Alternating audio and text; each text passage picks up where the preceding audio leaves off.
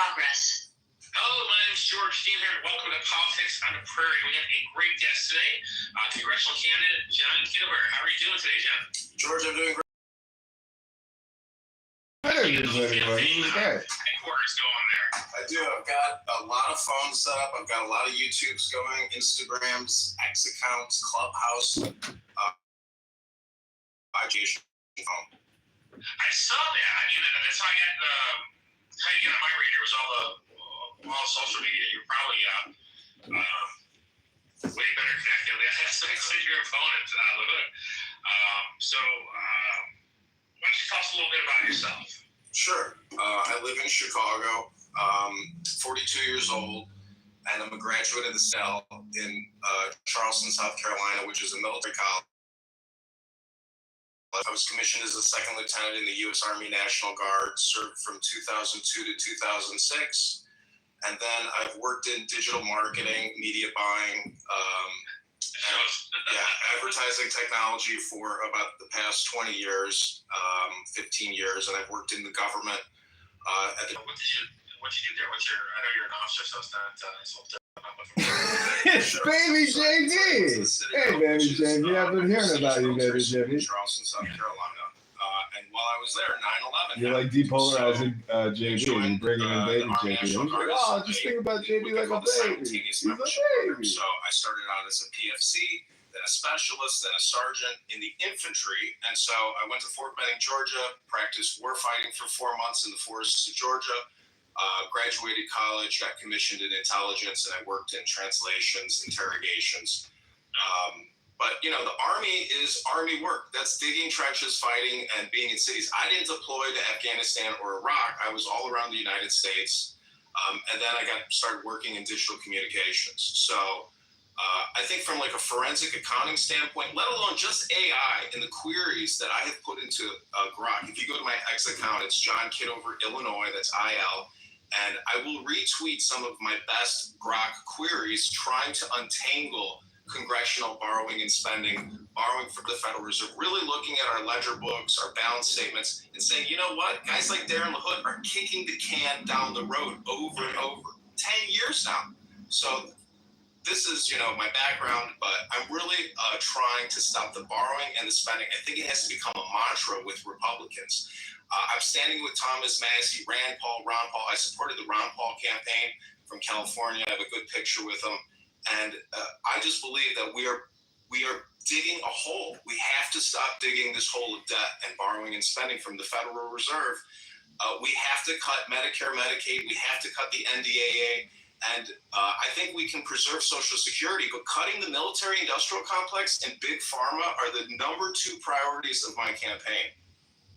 So that means Lockheed Martin, Northrop Grumman, Boeing, Pfizer, Moderna, J&J, AstraZeneca, the hundreds of billions of dollars in tax credits that they got from the big, beautiful bill, $500 billion a year from taxpayers in tax credits. That is the primary focus of my campaign. You segued exactly where I want to go. I was just going to ask you about the big, beautiful bill. That was a huge expansion of spending. So I think you pretty much told us where you stand on that. You weren't exactly pro-big, beautiful bill then. We can kill the 2 biggest problems in our society, which is the military-industrial complex and big pharma.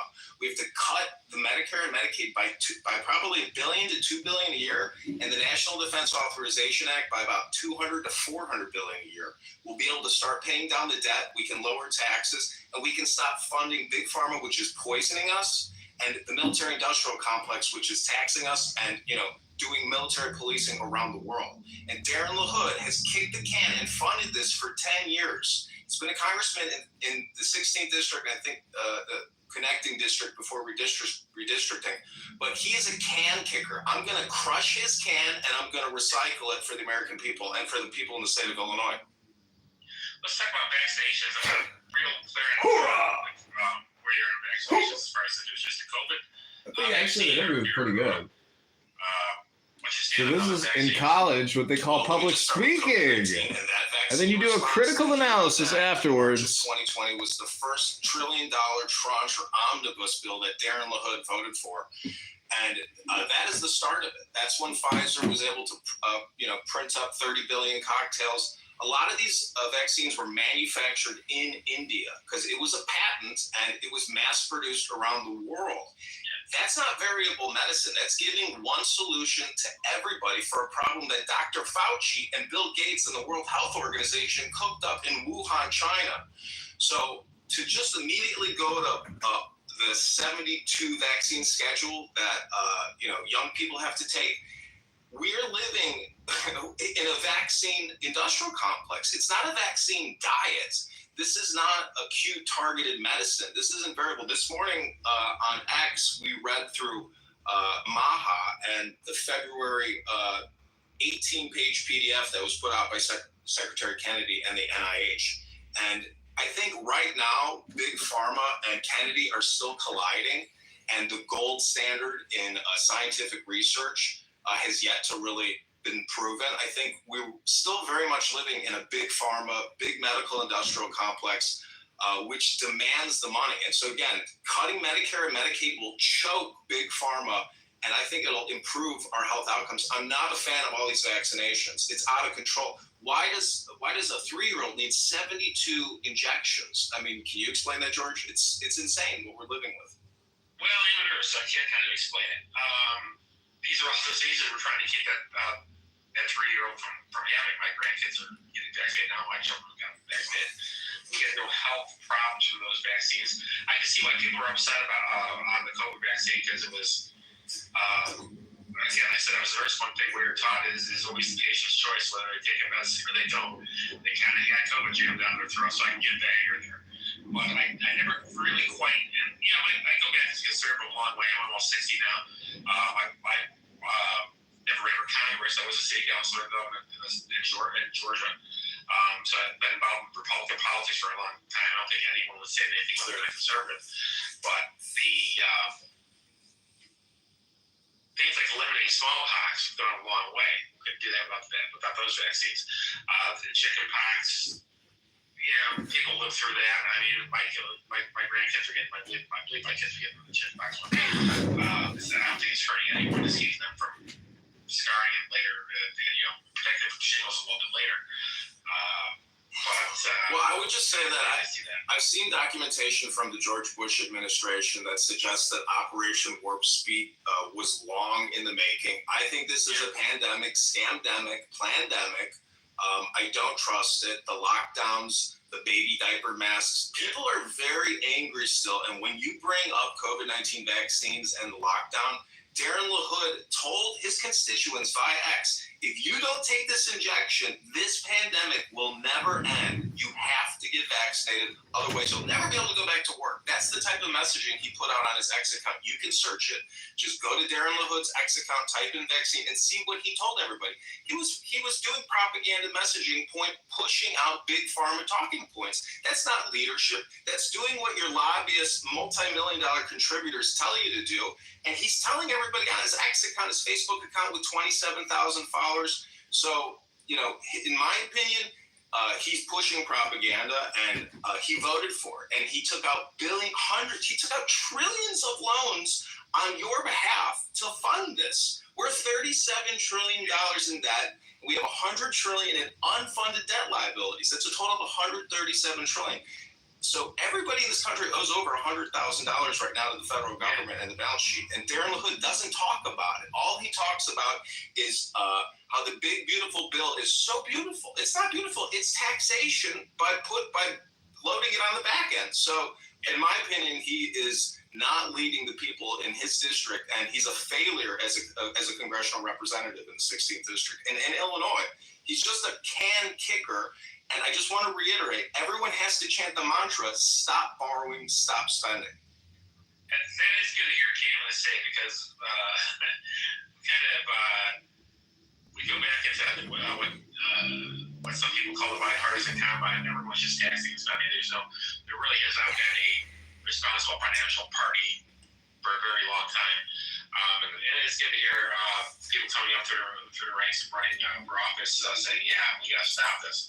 Because it's not sustainable. You're absolutely right on that. I'm curious, too. You went right for a congressional seat, generally people coming up through the ranks will say, oh, yeah, you're going to start at, you'll start at city council, you'll start at county board, you'll start at the township level. You went right for Congress. Mostly it seems because the job there that LaHood's doing. Did you have any thought about starting lower and working up, or was this just you're passionate about ending LaHood's reign in Congress? Well, let me just say, this is not the second time I've run for politics. I ran for committee person here in the 45th Ward in Chicago, and that is what created this rocket that is trying to defeat Darren LaHood, because that experience of dealing with all kinds of low-down, dirty, grimy local politicians and the lawyers, and let me just describe to you what happened. So I ran for committee person. I spent about 45 days at the Jefferson Park Blue Line stop. I hired people off of Craigslist. We gathered about 800 signatures. Every single signature was challenged by the Chicago GOP. We were about 60 signatures short. But I filed an appeal. I had to go downtown, go through the election courts, had about 2 trials. The challenger, Estella Richards, the 45th Ward committee woman, never showed up. She couldn't provide any testimony, wouldn't provide any testimony in terms of questioning. So in my opinion, my constitutional rights were denied me, and this deals with ballot access. I have no doubt that this time going around, we will get the total number of signatures to actually be on the ballot. It's less than 700. And let me tell you, when you file for Congress, it only takes you 15 minutes to file. So my question is, where are the patriots and the Republicans in Peoria and Rockford that want to stand up to all this borrowing and spending? Where are the libertarians even that are not stepping up to the plate? A lot of people aren't getting anything for their vote, but they're still going to vote for Darren LaHood.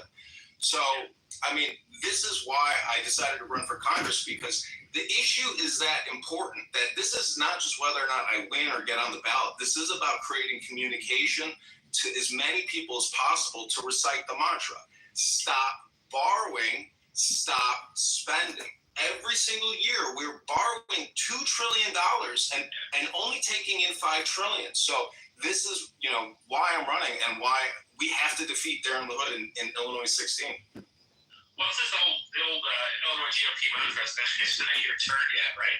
This is why no one's running, because they go through their county their county GOP, and they're told it's not your turn. In your case, I'm sure you were told start smaller, start at the township level, start this. Of course, the Chicago GOP is so completely dysfunctional. Maybe they didn't tell you that, but this is the same thing I hear over and over again as I talk to candidates. They're being told it's not your turn. Listen, it's everybody's turn. There should be 100 people lining up when there's no filing fee and it takes you 15 minutes. And now there's another Republican candidate running, and I think there's 4 Democrats running against Darren LaHood. So people are waking up and standing up. Darren LaHood really flies under the radar, but he has a very powerful position in Congress. So in my opinion, the more people standing up to Darren LaHood, either we force him to start obeying our Constitution and give us a fair and balanced budget, or he's just going to keep plunging us into debt and creating future tax liabilities for your children. The guy is, in my opinion, dishonest, and I think we have to, crush his can that he keeps kicking. Let's switch up for a little bit. Let's talk about the district you're running for. Your district runs, you're in Chicago, it's in Kitover, it's in Rockford. Let's talk gerrymandering. Where's our solution here? Right now the Republicans, we're roughly half the state's electorate. We only have 3 congressional seats. One's you're running for. What's your hope here? What's the answer here? As long as you're that outnumbered, how do we fix this? Well, let me tell you, before working at the Treasury Department doing facilities management, I worked at the Census Bureau downtown Chicago. So I was opening and closing census offices, and it's a lot of work to open a census office to gather that data. And that is the only agency in our Constitution. All these other agencies are not there. The census is the only one that should technically be funded. Most of these other agencies, I think we could eliminate a large percentage of them. These are the top towns in the 16th district, and these are the towns that are voting for Darren LaHood. It's Rockford, which has 148,000 people. Peoria has 113,000. Bloomington, 78,000. Normal, 52,000. Pekin, 31,000. Belvedere, 25,000. Loves Park, 23,000. I could go on and on and on. There's a lot of cities. The way to really deal with this gerrymandering and all this insane districting, when you see the map, it looks like this crazy jigsaw puzzle. Yeah. So from my experiences working at the census and hearing and listening and working with higher ups, there's a lot of corruption when it comes to this districting and the Census Bureau itself. So I think the Trump administration has put forth a bill saying that illegal aliens will no longer be allowed in the districting maps. So there's a lot of ways to clear it up. And the number way to clear up all these problems is transparency. And actually, having access to the data that the Commerce Department puts out and what the legislature is using here in the state of Illinois. But running for Congress, I'm looking at bigger issues than just districting here. I'm looking at the national debt, which could sink this ship that we are all on. Illinois is in a fiscal crisis. Chicago's in a fiscal crisis. Illinois has $200 billion in debt and $60 billion in unfunded pension liabilities. My father is a retired Chicago police officer. And in my opinion, Chicago and Illinois are being run like Clown Town. This is clown world we're living in. People aren't transparent. All they want to do is racial identity politics, and we're not being fiscally conservative. We are, this is my biggest gripe that Elon Musk helped expose, which is through Doge. If you look at all the screenshots on the Doge X account, it's all for DEI and climate change education. Hundreds of billions of dollars in education grants. Northwestern isn't getting, I think, $500 million? All of these huge institutions that have huge endowments, why is the federal government funding all of this? We're $37 trillion in debt. So again, I want to reiterate the mantra: stop borrowing, stop spending. Well, they're funding it because the Democrats are in charge of assigning more Democrats, right? You turn the schools into your propaganda bills with that. Not saying Northwestern is an excellent school, you wouldn't get an excellent education there, but it's also turned out a lot of excellent socialist communists over the last 20 years. So, well, they're winning, George. They're winning, and they're in control of our money. Illinois is a Democrat industrial complex. I have a book over here from the Democratic Party in the 1950s. They don't look like that today. They are so unprofessional and so Marxist and so radical. The stuff that comes out of Chicago politics is absolutely deranged. The mayor of Chicago, Brandon Johnson, he said just the other day that white structural racism and supremacy is to blame for the 600 deaths during the heat wave in 1997. What does that have to do with the debt and the deficits? The Chicago Public Schools has $107 or $715 million deficit, or is 100? So the point is, they're not talking. I want accountants and forensic accountants and financially minded people running the government, not the insane political spam that they spew every single day. Darren LaHood does it the same way, but in a different way. He takes photos with veterans, takes photos with the police. His dad, Ray LaHood, is an Obama transportation secretary. Right. The apple doesn't fall far from the tree. And in my opinion, Obama is the worst president this country has ever had.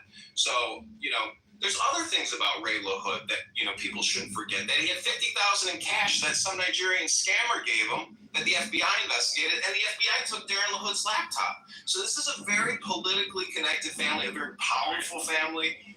And I need this video to hopefully go viral so people can donate to this campaign to defeat Darren LaHood, because he's going to keep kicking the can and create $2 trillion a year every single term he gets. So if you want to stop the borrowing and spending with me, go to johnforcongress.com. You can text the campaign directly at 312-498-0517. And on johnforcongress.com, click on the blog section. You can see our antidote link to make a donation. I'll update the site after this interview because hopefully I'll push it out and we'll get a lot of views and raise more money, because I live in Chicago in the Northwest Side. I'm going to drive up to Rockford. I'm going to drive to Peoria. I'm going to drive to Bloomington and Normal, Illinois, and I hope to meet people in the streets or at the bars or at the train stops who have watched this video and want to sign on the petition to defeat Darren LaHood. Listen, your district is frankly crazy too, the way they drew that up. I mean, again, it's another way to. It's all about suppressing the Republican vote. So you wonder why people aren't lining up to run for it. Who wants to drive from Chicago to Rockford, Peoria every weekend? Which is where you're at, right? You've got to reach out. You got to knock on doors. You got to talk to people, and they put you in a position where it's almost impossible to cover the ground you need to cover to actually win this thing. It's not that many signatures, so I'm not stressed out about it. To become a committee person in the Chicago GOP, it's the same number of signatures as it is to become a congressperson. So that's insane. And, I think there's a lot of Republicans, and, this is the interesting thing. If you go to Darren LaHood's Exicon and you look at the comments section, it's nothing but hate for Darren LaHood. And I know a lot of it is probably liberal Democrats replying, but there are a lot of Republicans that are sick of the borrowing and spending. Well, that's the frustrating part of our demographic, I think. Like I said, this is something we talk about a lot, but don't act on it. When we do act on it, I mean... Mike, this is an exclusive interview for campaign contributors like you, Mike. This was a one-on-one interview with a big online podcast yesterday. Back to the big, beautiful bill. There are good things or there are bad things. That we're taking on clearly is a bad thing. Let's talk about... let's go back and talk about something we were talking about too. And that's their identity-based politics, everything. The amount of hatred there is out there now. What do you think the answer is there? How do we bring not just Republicans back into the fold that may have left because of things like the deficit, but also bring Democrats around to thinking where they're a loyal opposition again, as opposed to just crazy race-baiting lunatics that they're out for blood and hate the president. I mean, there's not a lot of logic to what we're doing. How do we fix this? Well, I hope, you get a chuckle out of my response here. So I would just ask for a moment of silence and stillness and take the deepest breath of the day. Hold it for 10 seconds.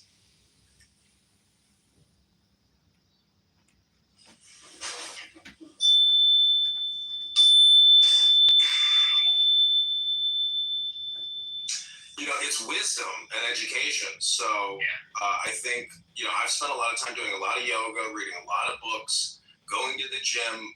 For me, preparing for this moment, it's the now. So I feel like my whole life, the destiny has led up to running against Darren LaHood in the 16th district. And so, to me, all the racial identity politics, there's a lot of ways to be political.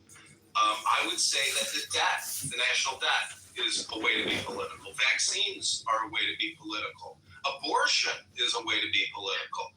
I can name 10 to 100 other ways that one can be political. And so, really, to me, it's wisdom education, reading scripture, reading sacred texts that point out eternal truths, universal truths amongst all of us. So when somebody does a racial identity political attack, or brings it up in the discourse, I just consider it spam and political. If I was to pull out my Bible flashcards here and read you a bunch of sacred scripture, you could say that's being political, but I would also add that it's education in terms of wisdom. So that is the only real true response I have to people who want to do racial identity politics. All right, so you touched on your big issues are the immunizations and the budget. What else would your term in Congress focus on outside of those two issues? Well, I thought, I kind of meditated on this. Like, if you were the leader of a tribe, what would you want for the people in your tribe? Or if you're a congressperson or a president or the leader of a business, it's primarily, you do not see in Darren LaHood's X account, he never talks about his constituents' property taxes. He doesn't talk about their income taxes. He talks about, hey, I don't want you to be able to file for free with the IRS, so I'm going to get rid of that so H&R Block and Tax Pro can keep charging you another $200 to $300 a year to file. So you know, this is the issue is, lowering Illinois and District 16 property taxes, lowering their income taxes, and lowering their public debt and their private debt. Those would be four issues that I would want to look out for if I was the leader of the 16th district as a congressperson in terms of legislation. Again, I want to lower your property taxes, lower your income taxes, lower your public debt, which is the national debt at $37 trillion, as well as the state of Illinois, and also lower your private debt. Now, if that means lowered interest rates, that means asking Chairman Powell politely to lower the rate from 4 to 7% down to 1%. So it's all artificial. We're doing it to ourselves. We're stressing ourselves out. The system is stressed out, and therefore we are going to be more stressed out. But a lot of this is of our own making, and we are our own worst enemy. Again, Darren LaHood voted for the HEROES Act, CARES Act. I could read them to you for my ex right now. I wanted to come more prepared with a lot more grok data. But if you go to John Kitover, Illinois, I will re-query and create more queries that I hope people who watch this video will go to John Kitover, IL on X, follow me, and you can see a lot of these queries, which is really just forensic accounting and data analytics of the Treasury.gov app. So Thomas Massey has a lapel that says 37 trillion. That data from his Wi-Fi lapel comes from Treasury.gov, straight from the Treasury API. So if you go to usdebtclock.org, they use a different API, but nonetheless, you can get a better picture of the financial balance sheet of the United States of America. And so when Darren LaHood, through the Big Beautiful Bill Act, gives the Fortune 500 $500 billion a year in tax credits, that's all future tax liabilities for you. It's transferring it from the Fortune 500 to we the people. That's not why you're voting for Darren LaHood, is it? I hope it's not, because if you are, you're voting for your own demise. We're giving ourselves away. The Declaration of Independence says they are eating out our substance. And in my opinion, Darren LaHood is eating out the substance of America and the people in the 16th district. And Illinois politics is so corrupt and the people are so sleazy. It's taking a grassroots effort of a guy in Jefferson Park in the northwest side of Chicago to say no more borrowing and spending. You talked about cotton here too. You mentioned that I was specifically interested in Texas Medicare, Medicaid. There's not going to go well with the older people on Medicaid, the older voter. And you also talked about cuts on defense. You talked about $400 million in cuts in defense. $400 billion. $4 billion. Yeah. Where do you see these cuts coming from? What are we cutting to come up with these numbers? So Medicare, Medicaid, the average amount per citizen spent is about $15,000 to $18,000. That money is going to health insurance and to large hospital providers and to administrative expenses like doctor salaries, nurse salaries, etc. It's almost $20,000 a person, and if you have advanced, diseases and you're on 30 prescriptions, now you're talking about $60,000 a year or $160,000 a year. The point is, we have to take these two snakes that are drowning this nation in debt, big pharma and health insurance, and the military-industrial complex. We have to start choking these two snakes, otherwise the whole ship is going to sink into hyperinflation. By 2050, the United States government will be paying $4 trillion a year in interest on the national debt. And we're only taking in $5 trillion a year because of these two snakes. You could look at it like the rod of caduceus. You're a nurse, you've seen that symbol. These are the two snakes choking our livelihood in this country. Everybody is on the hook for this money, but we keep kicking the can down the road. So we have to stop borrowing and stop spending. But where are these cuts coming from? It's coming. It's going all over the world. You're a veteran too. I hate to. I served in the Marine Corps. I hate to see cuts that are going to endanger people out there protecting us.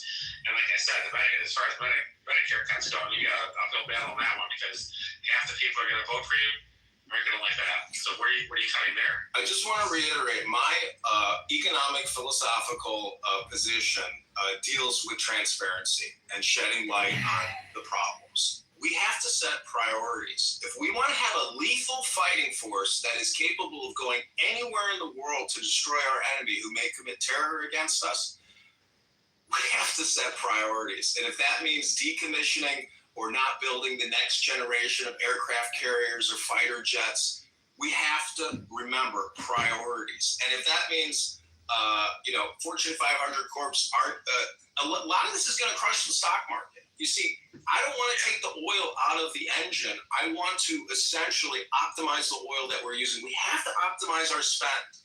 This is like a game. This is essentially game theory. And unfortunately, we are at 40% of our economy is all based on borrowed money, borrowing and spending. That's not an authentic, transparent economy. So the sooner we actually get real and stop being children and say, hey, okay, a lot of this net profit is just because Congress is borrowing and spending through HR acts and the Federal Reserve. Chairman Powell said, we don't ask Congress for monetary advice and we don't give fiscal advice. Whatever Congress does is a given and we put it in our models. What kind of leadership response is that from the head of the Federal Reserve? You know, I mean, let's set some priorities and say, you know what? We have to optimize and be effective in our deployment, our spending. It's the way a business runs. When I was at the Treasury Department, I asked the senior leader, I said, well, are we allocating spending to locations where we know we're going to get a better ROI? Why are we building all these new offices if this area of the country is not has no good GDP? We need to go where, if you're going to tax, go where the money's at. No, it doesn't matter. We just got to spend, and we got to, spend. That's how they act. There's no optimization of our game theory as an economy. It's unpatriotic, and we're already 37 trillion in debt. Back in 2001, when 9/11 kicked off, we had $2 trillion in debt. That's manageable. 37 trillion is a crisis, and Chairman Powell says it's totally unsustainable. And in fact, he did a Freudian slip, and he said it's unsustainable at the moment. And we're approaching that level where if Congress doesn't wise up and people don't start following Thomas Massie, Rand Paul, a lot of other Republicans in the Liberty Caucus, and a lot of libertarians are still very vocal about this. But you will not see Darren LaHood, come on your podcast or ever put out any messaging about the national debt. He does not want you thinking about it. Let's close on Social Security. Also unsustainable. If I call it a pyramid scheme. Any efforts to privatize any of it always fail. How do we fix that? What do we want to do if you're in Congress? There's a chance this is going to start to collapse on you. So what are your thoughts on that? So some people might not like this response because maybe it's not fiscally conservative enough, but Social Security is the only, it's the second largest line item. I want to keep it 100% intact, but I want, as Doge did, eliminate all the fraud, waste, and abuse in it, especially international fraud. There's still probably a lot of international schemers and scammers ripping that system off.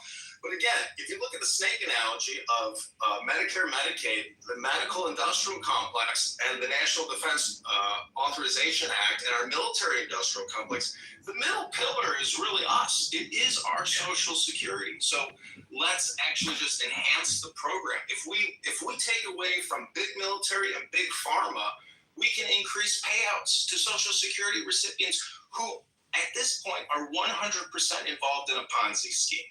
We're $37 trillion in debt, and we're paying over $1 trillion a year in interest to service that debt. Essentially, we have a $37 trillion mortgage that costs us $1 trillion a year, and every year we keep adding $2 trillion to the $37 trillion.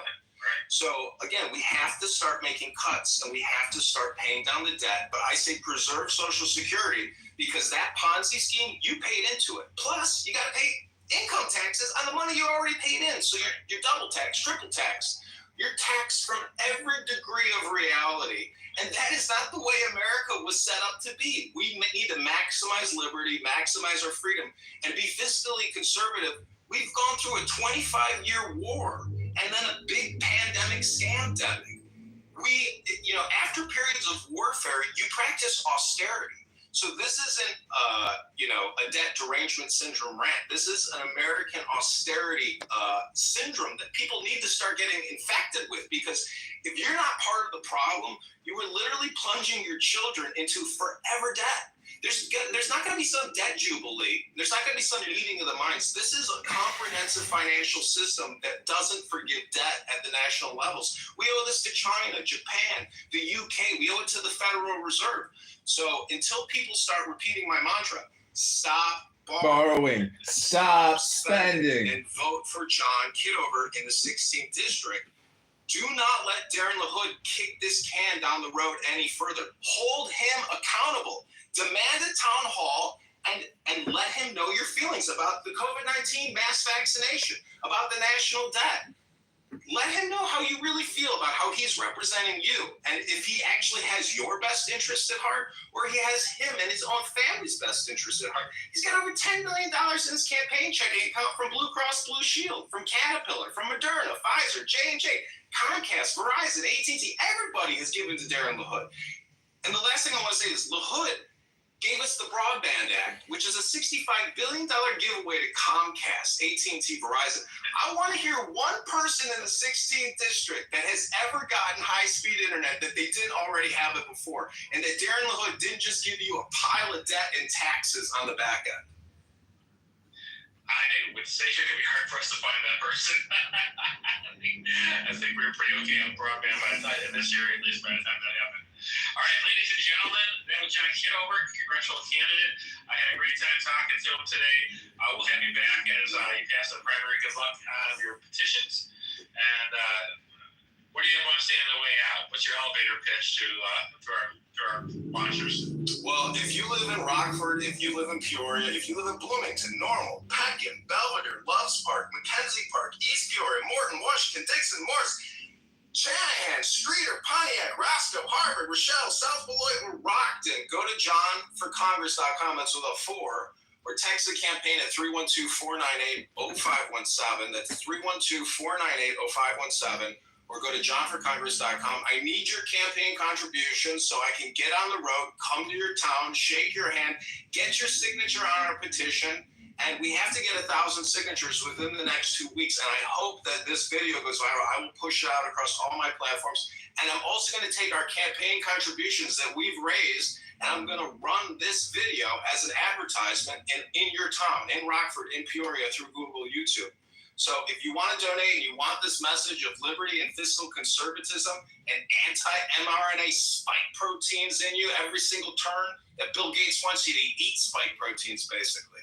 So I'm trying to mix in a little comedy, but I hope people are resonating with the message that we have to stop borrowing and spending. It's what's causing all of these problems. And we're $37 trillion in debt. We have a $37 trillion mortgage with a $1 trillion annual interest payment.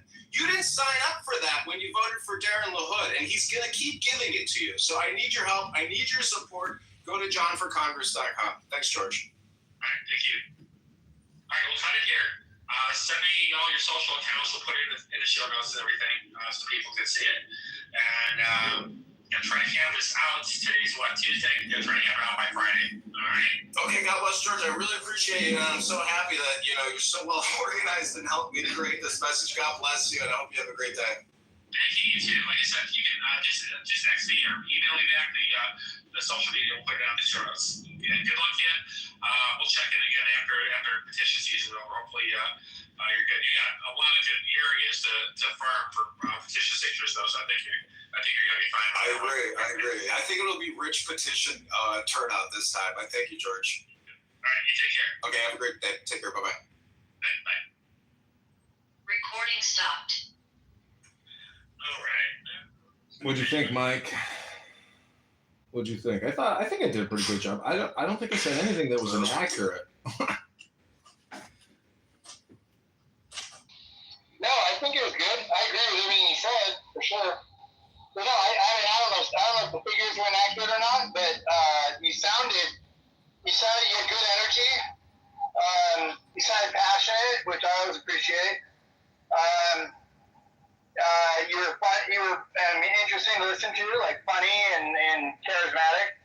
I don't think you're behind any of the other candidates when it comes to that part of it. I mean, as you start making money, you'll have way more of an chance than you seem to have now. But you got to start somewhere. I think that interview was good. Yeah. It's not. Yeah. Good. You got to start somewhere. You know what I mean? Yeah. And you sounded charismatic and you sounded funny. I don't know when I clicked out. I wasn't looking at my phone, but I thought you had good energy and happy vibes. To be honest with you, Yeah. you're talking about stuff own kind of, like you're not too beat up about it. You just want to fix it. Yeah. Which I think is good. Yeah, it's amazing how he'll say, well, all my friends and family are overseas in the military. We can't withdraw support for them. How dare you? Or I work at a nursing home, and how dare you withdraw support for my job and the people I work for? It's like, okay, but you do realize we're borrowing from you to spend on you. That's not the way an economy works. You make a slice of pizza for $1, you sell it for $5.50. Okay, that's how a business works. That's the way a lot of governments around the world work. We're the only clown world government. We have become a banana clown world republic. I know. I like when he's like, well, what are we going to cut in the military? First thing I thought of was I just read the other day that an F-22 costs $85,000 an hour to fly, but the F-35s cost $35,000 to $45,000 an hour to fly. So they're half the price of an F-22. Meanwhile, they're basically capable of doing the same shit. Why do we have overlapping aircraft, one of which are twice as expensive as the other one? And we're already such a large industrial complex in the first place. I mean, we could stop manufacturing vast amounts of the shit we got and be just fine for several years. So I don't know. The point is, where's it going to come from? It's going to come from cutting some of the shit that the military gets. You're going to have to say no to them sometimes. We haven't won a war in fucking 2 decades anyway, so I don't know why we say yes to everything. Make them work for it.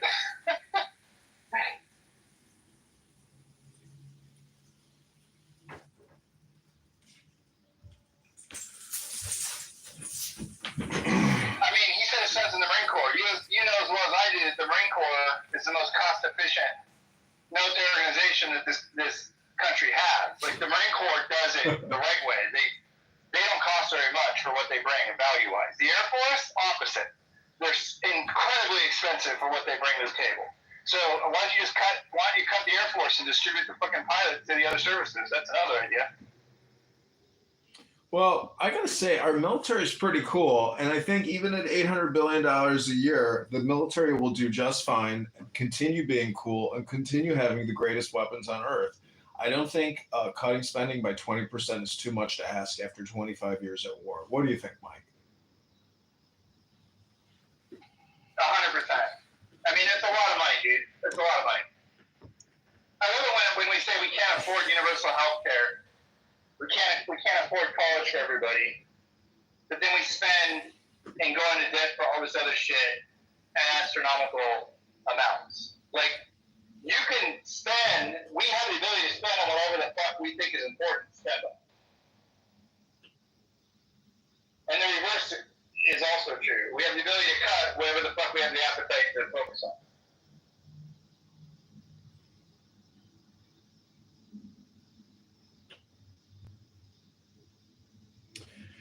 I mean, our focus has to be on essentially stopping borrowing and stopping spending. And that's like saying no to people. And there's only people out there looking for yeses. So unfortunately, most people are not accustomed to saying no. And all this happens with the lobbyists. You know, there's 13,000 lobbyists in DC, spending a combined total of $150 billion a year, putting it into checking accounts. Bernie Sanders, I think, has received over $30 billion in big pharma donations. Have you seen the list of the big pharma donations? It's unbelievable. 30 million, 29 million, 27 million, 26 million. Like, there are senators and congress people out there like Senator Warren, who has received almost $30 million in big pharma campaign contributions. That's a lot of money. And she gave us the National Financial Protection Bureau that Donald Trump is trying to shut down, which is a huge financial regulatory agency with huge powers over all kinds of different financial service companies. So, you know, that type of legislation and that funding and those annual budgets, I mean, that's what needs to be cut. There's 15 agencies that could be cut completely, just in the same way that USAID was shut down. These agencies are not in our Constitution, and they are nothing but a tax burden to we the people. So, you know, I think going the Milei Argentinian economic approach is the way to deal with our fiscal crisis.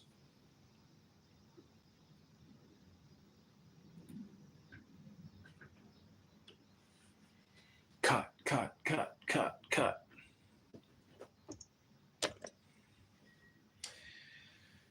Anyways, all right, I'm going to go into the meditation portion of this campaign video.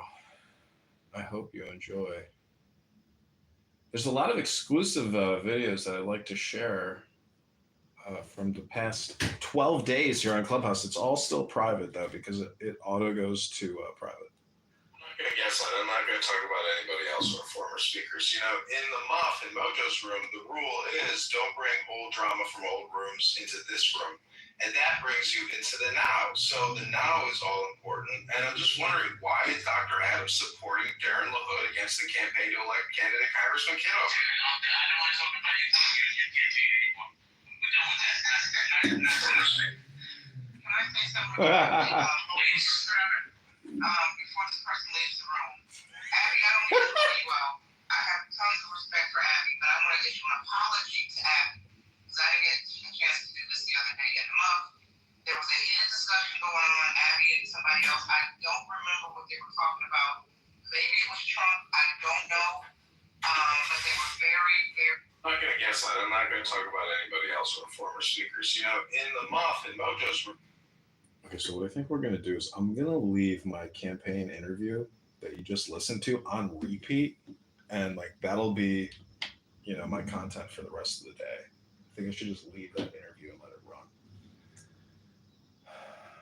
The thing for me is I'm on Clubhouse so much. I've done these like conversations so many times that to me that sounds like a Clubhouse room.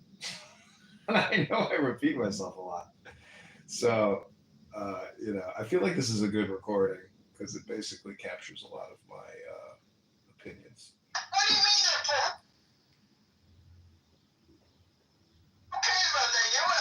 I'm poor. And not everyone's rich. They're poor as fuck, and they don't know how to respond to actual fucking ideologies or beliefs or anything like that. What do you mean they're poor? Who cares about that? You know what? I'm poor. And not everyone's rich. They were lying, and you got thrown under the bus. But do you know what the best thing to do is? Go ahead. Tell them that they were lying, and you got thrown under the bus. But do you know what the best thing to do is? Go ahead. Tell them that they were lying. What do you mean they're poor? Who cares about You don't even know the truth anymore, do you, Aziz? You don't know up from down. You don't know left from right. You don't really speak English. We're a stranger in a strange land, Aziz. You don't really fit in, let's be honest. We don't have any interest in your terrorism, or your grooming gangs, or your lying. I hope God does give you the justice that you deserve, Aziz, and I'm sure he will. The lying is ending, Aziz. Your lies are over. It's truth time. It's time to pay the piper, Aziz. That's what's happening in Gaza. Do you think anybody wanted to go put up with the terror that you guys explored? You never did address that. Why are you guys such terrorists, huh? Why do you kidnap people? You think that's okay? You don't even know the truth anymore, do you, Aziz? Aziz thinks this has something to do with race, but again, he doesn't know what race he is, do you, Aziz? You're just some vague sort of mishmash of a fake state created by England, aren't you? Isn't that true, Aziz? And now you are living a stranger in a strange land, Aziz. Waiting for the world to turn against you. Blurring the lines. Wait, you're describing a relationship where you have to raise money. Okay, I'm going to try to go back to my history here.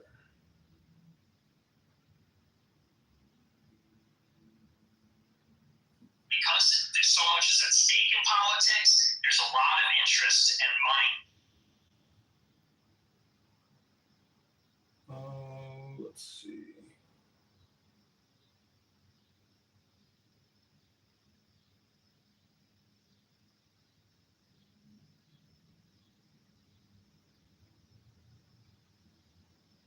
Well, Okay, let me just put on some meditation prayer music. Boring is a lot.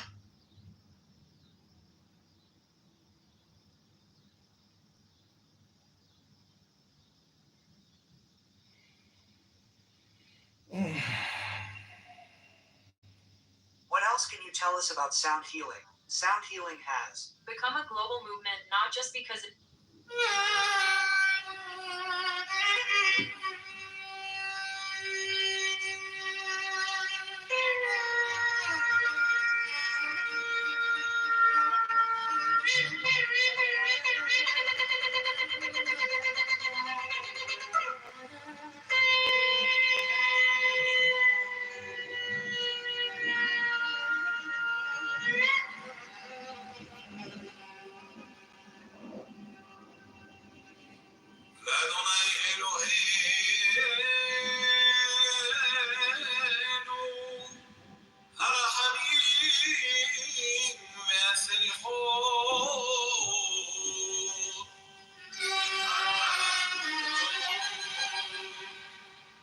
challenges.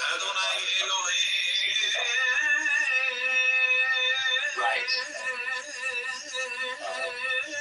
And when I look back in my life, I see all those in the past, they were very but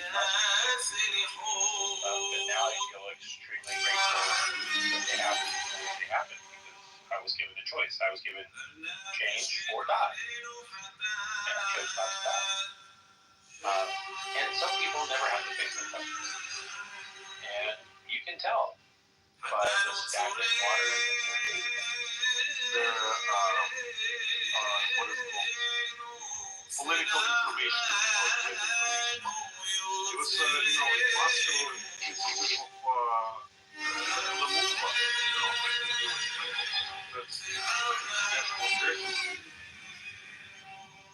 decidir after that. No, Andre has one to say they found out. So they've all like kind of funneled to this.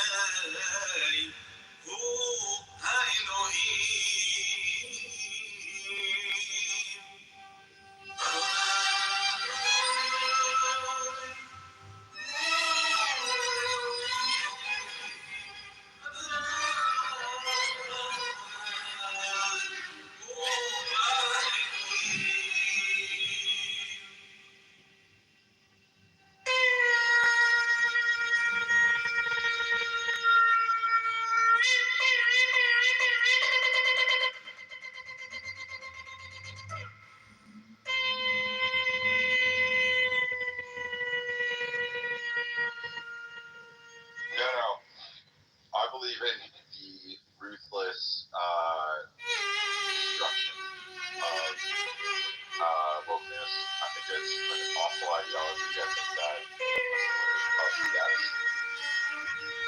And just again, you generally look like Kitover.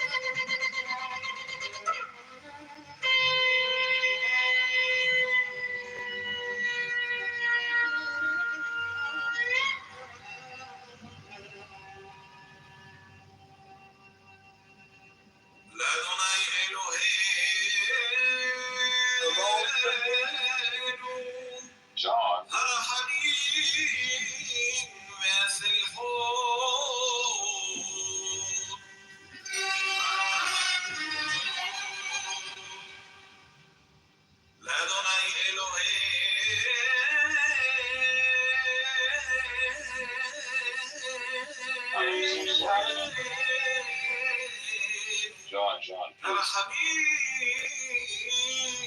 Something.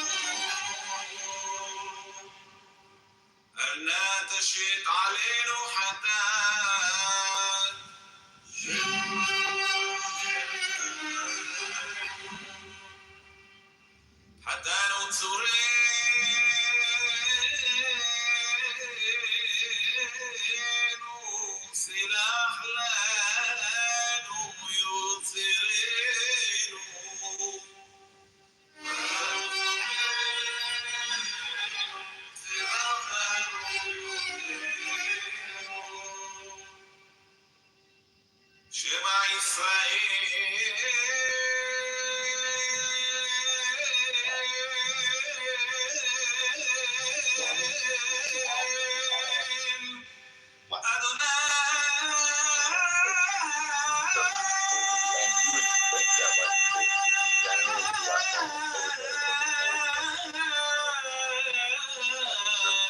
no, it's been like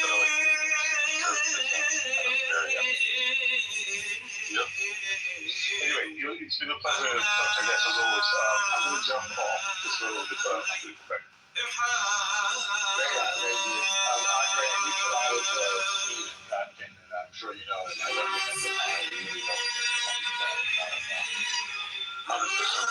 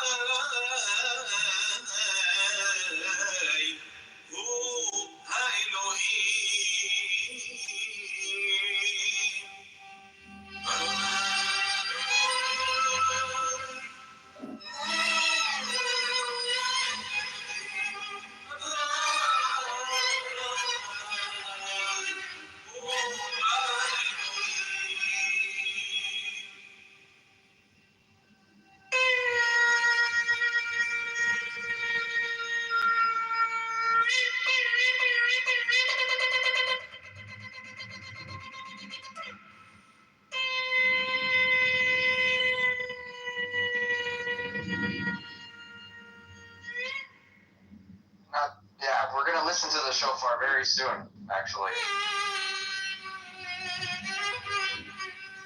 This is Shema Israel, the Salichot Sephardic Yerushalayim tradition by Haggai Batzri, the Hazari Rabbi, or the Hazan Rabbi. Haggai Batzri, live from Jerusalem.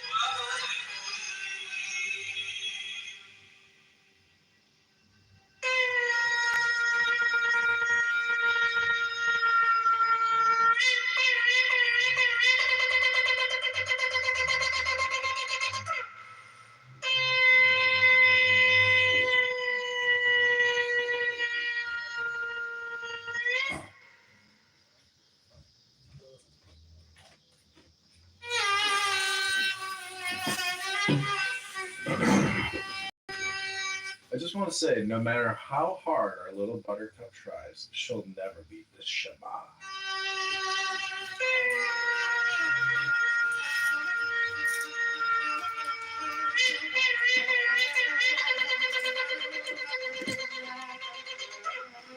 Yeah, but this is during Rosh Hashanah, bro. This is what you're playing. It's during Rosh Hashanah.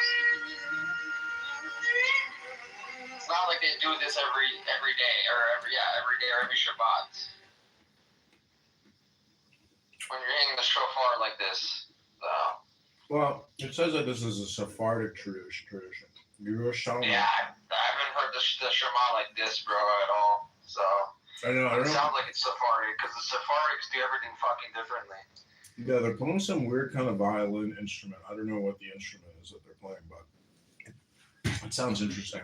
It's a very interesting Shema, but it is the Shema. I believe it's an oud. I think it's an oud. Oud. Okay. No, it's definitely some type of hair string instrument. You hear that screeching? Like that's them rubbing a horsehair across some type of bass, basically. Yeah, the Sephardics are really, they do things differently. Like, they don't eat meat We during, take long trips. what's it We called? puzzle Shabbat, over the meaning of a and, painting or a book. they all, for like a certain amount of time, and not every Jew is doing this as well. So it's like different. They have different customs and traditions than Ashkenazis and Mizrahi. Who cares about that? You know what I'm for? Some of the stuff you know, Yeah. I didn't know. Yeah, it just depends. Like my grandfather, he doesn't either. Well, he doesn't, but like the Yemenites are not really known to follow that as well. So I don't know. It just really depends on the cultural tradition they're raised from.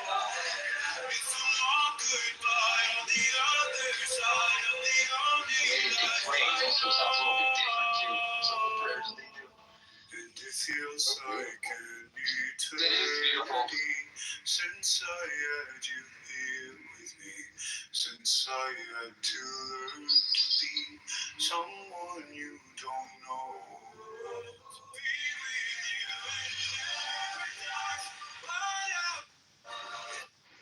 Set your brakes.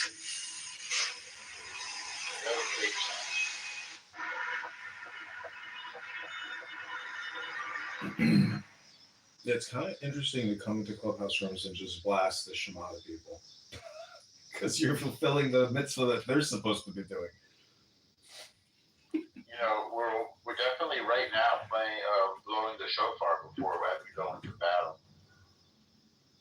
Is it said that you're supposed to say the Shema, or can you just listen to the Shema? When you say it with your mouth and you draw out the final D, the D, you say it loud. You're sitting and you're covering your eyes, and the Baruch Shem Kavod you say it quietly to yourself, but audibly to yourself.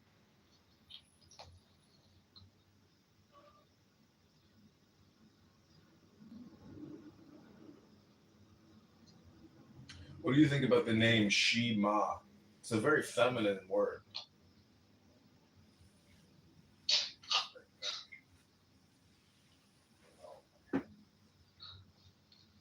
Well, it's feminine maybe in English. Well, what do you think is the opposite in Hebrew? It means here, Shema, here. It's interesting because here is Hira and Shema is Shema. But like hear or listen, that's really what it, yeah. So Hear or listen, that's correct. He was good out in the other room. Remember how I got mad at you for talking about religious stuff? He just fell for everything that I warned him about right now. And Arlington the Nissan has craziest shit something about for you. religious We have stuff, selection. yeah, Arlington it's Nissan has something for you. Never. It sucked his coworker's dick. You went and said, yeah, but now I'm married. That was before. Eternal companion, help us pour out our hearts to you honestly and sincerely. With these prayers as our guide, help us feel close to you, dear God. Life makes warriors of us all. To emerge the victors, we must arm ourselves with the most potent of weapons. That weapon is prayer.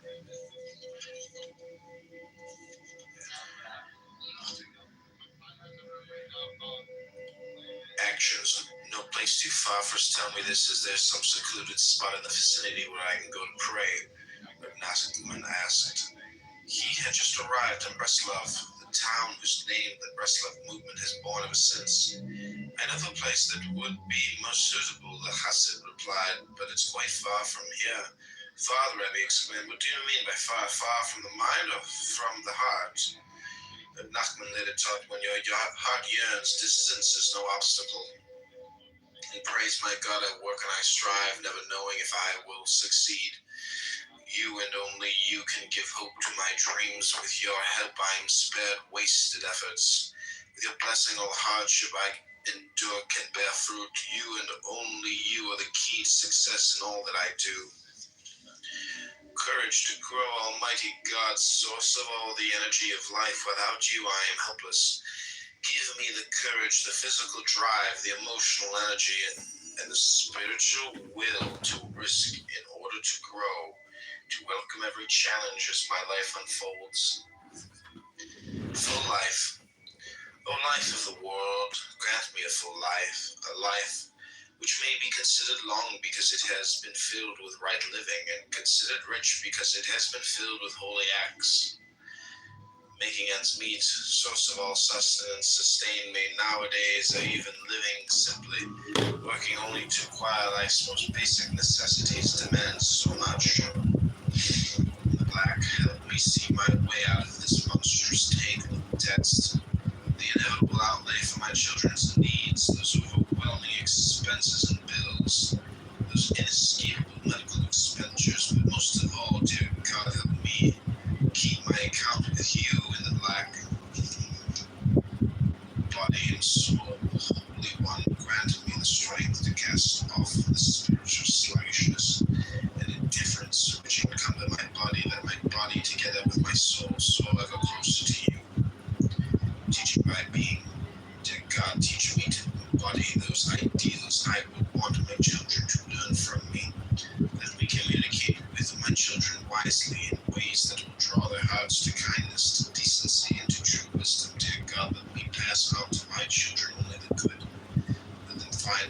values and behavior I hope to see in them.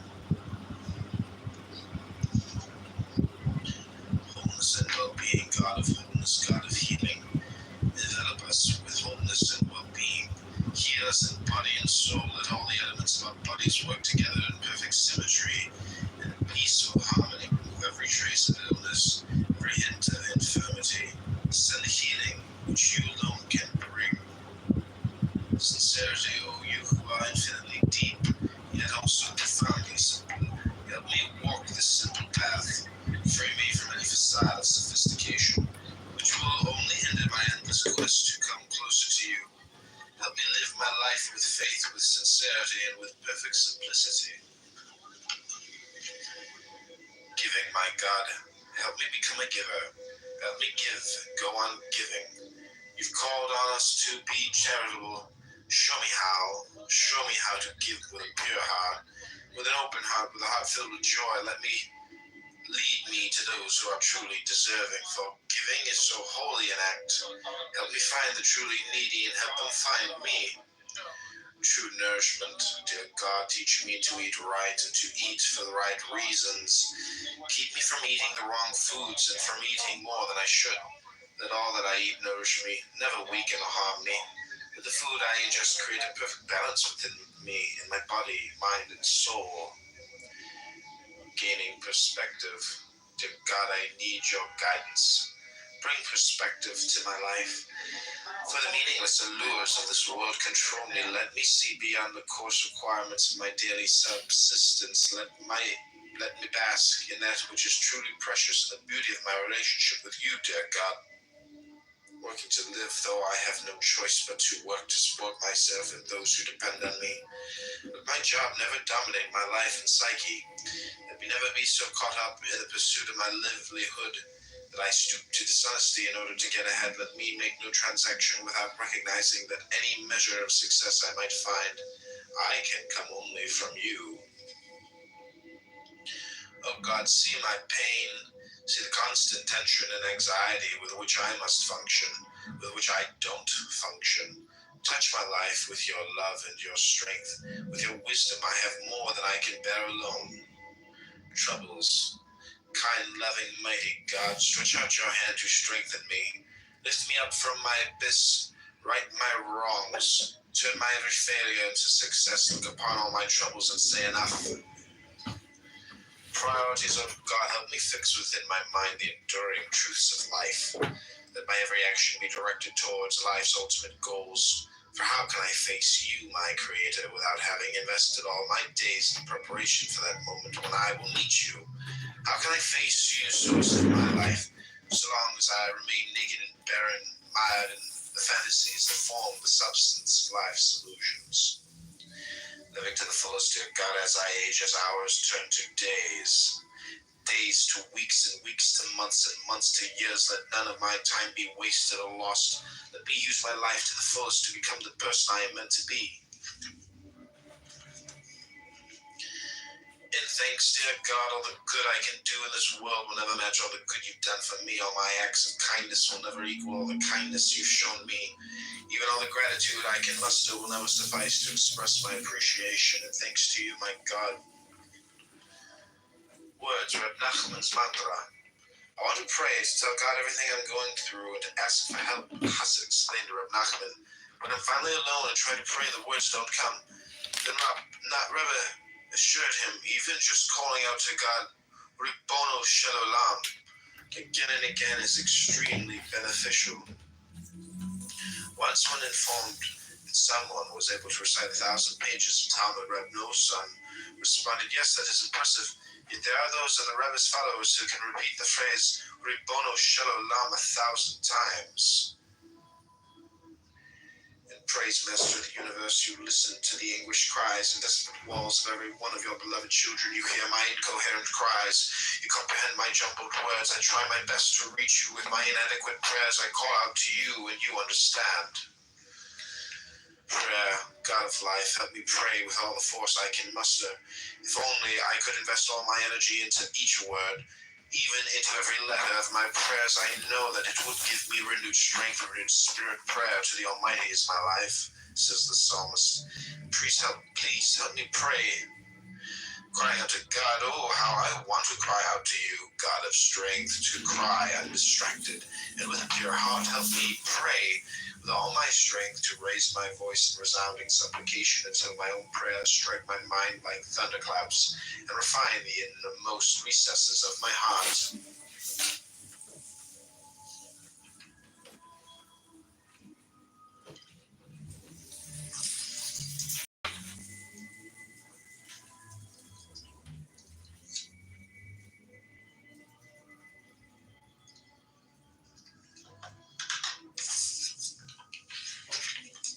One true word, O dear God, for once let me call out to you with one true prayer. Let me think one pure thought, cry one genuine cry, pray one absolutely sincere prayer. To you, dear God, prayer for healing, God of wholeness, God of healing, hear our words, accept our prayers, and a special blessing of healing to my son or my daughter, or my mother or my father, among all those of your children who are in need of your healing blessing. Openness, dear God, I want to open myself to you wholly, perfectly, and sincerely. I want to tell you about my doubts, my certainties, my weaknesses, my strengths, my failures, my successes. Breaking down the barriers, God, I want to break down every barrier that separates me from you. I want to lay out before you the parts of myself I'd love, and the parts I despise, the parts of myself that are healthy, and the parts that need healing. Parts I feel secure enough to speak of, and the insecurities I haven't the courage to share. Crying and sighing, the years have brought more pain than ever I imagined possible. When I cry, loving God, let me cry only to you. When I sigh, let that sigh be a pure, honest expression of a soul yearning for your light. Crying and sighing, let my cries and sighs heal me and restore me and bring me to joy. We never again succumb to bitterness or depressing thoughts of God. Show me life's meaning. Effective words, God of wisdom, teach me the right words. Teach me the very words that will touch the hearts and souls of others. When a friend needs my understanding ear, teach me the words to say that will strengthen, that will encourage, that will express only my love and concern.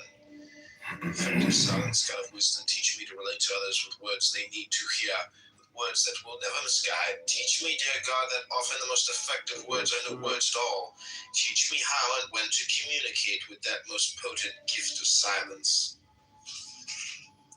Sensitive speech, God of understanding, guide me, for my own words sometimes baffle me.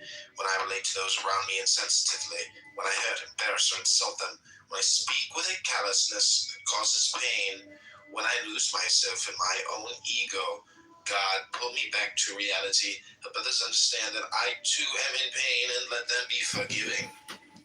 Harmful words, oh God, help me avoid every abusive speech. Let no untrue word escape my lips. I pray that I never speak badly of others or speak empty words of flattery. Help me stay away from profanity. Teach me, dear God, when to keep silent and when to speak. And when I speak, oh God, you save me from using your wonderful gift of speech to humiliate or hurt anyone. Lies, ruler of the world, grant me truth. Spare me from the lies of others. Help me stop myself from lying to others. Save me from lying to myself and spare me from the lies of my own illusions.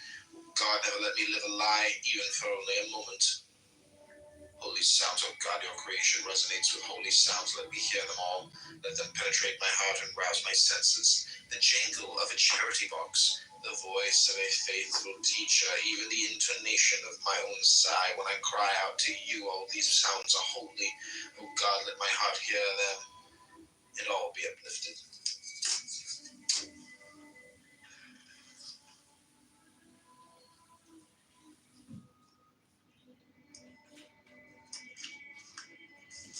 And thanks God, ever my only support. You taught me to pray, to sigh, to cry, to awaken true, meaningful words from deep within, words that strengthen, words that ease my pain and heal my wounds, words that dispel darkness. Thank you, God, for opening my lips, for teaching me to seek you through prayer. Feelings. Praying for what you need, Reb Nachman taught. When it comes to praying for what you need, there is nothing too insignificant to ask of God. Reb Nosson once happened to mention to Reb Nachman some minor convenience that he was lacking. Then ask God to give it to you, the Reb advised him. It was completely astounded, Reb Nosson relates, would never have considered turning to God for something so trivial, which in any case I could have managed without. Noting my surprise, the Reb added, tell me, is it beneath your dignity to pray for something so minor? No matter what you need, the best thing you can do is pray for it. And praise, dear God of compassion. Your mercies are with me always, every moment of my life. With each breath I take, only you can love me so completely, so unconditionally, so profoundly. If you don't care for me, it is only because you care for me. If any of my words find their way into the hearts of others, it is nothing more than a reflection of your all-encompassing presence in my life. It will never be. Compassion, loving God, you who are full of compassion, teach me to be like you. Teach me to be kind and generous and loving, just as you are kind and generous and loving to all your creations. Please help me develop true sensitivity and genuine compassion toward everything in creation. Joy, God, I stand between and battered by the countless manifestations of my own inadequacies. Yet we must live with joy, overcome despair, seek, pursue, and find every inkling of goodness, every positive point within ourselves, and so discover true joy. Aid me in this quest, O God. Help me find satisfaction and a deep, abiding pleasure in all that I have, in all that I do, in all that I am. Positive attitude.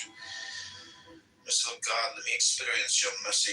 Save me from pessimism, from bitterness, and from cynicism. Help me overcome my negative feelings. Help me avoid every form of arrogance, every hint of greed. Love and protection. Loving God, protect me with your love. Prevent others from viewing me with hostility. Never allow the negativity of others to influence my life or affect my destiny. Seeing the good, it is oh so simple to find the evil, the ugly, the bad. Help me learn to discount all that is negative in the other. Show me the goodness, the beauty, the kindness in everyone I meet. Power of love. Teach me to search for the fine qualities in others, to recognize their immeasurable worth. Teach me to cultivate a love for all your children. No one is without redeeming value. Let the good in me connect with the good in others, and so all the world is transformed through the compelling power of love. Soulmate, oh loving God, so many in your world live without true love. So many cannot find their soulmate. Have mercy on them, O source of all love.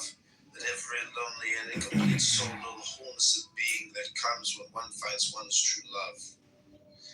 Living in love, God of mercy, God of love. It is sometimes difficult, so painfully difficult, to sustain a harmonious home life, to maintain a marriage based on true friendship and love. Let never a hint of argument, frustration, or suspicion cloud our relationship. We needed an extra measure of compassion to understand and to care for one another with genuine sensitivity and with open acceptance. Let abundance and peace fill our home. Peace, God, help me learn to cherish peace, to pursue peace, to promote peace. Save me from the need to be always right, which leads only to tension and strife.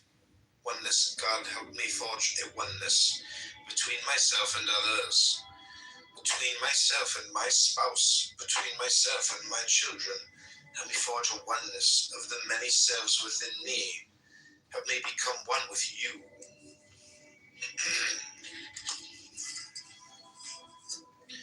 Learning to wait, God of patience, teach me patience. Help me learn to wait for the good that is just around the corner, for the assistance that will soon be within my reach, for the relief that is just a moment away. In a calm, patient God, teach me to be patient, unruffled by those who anger, tolerant of those who exasperate, accepting of those who disappoint. Help me remain serene in the face of derision, calm in the face of provocation, composed in the midst of a storm. And God, teach me to be patient with myself.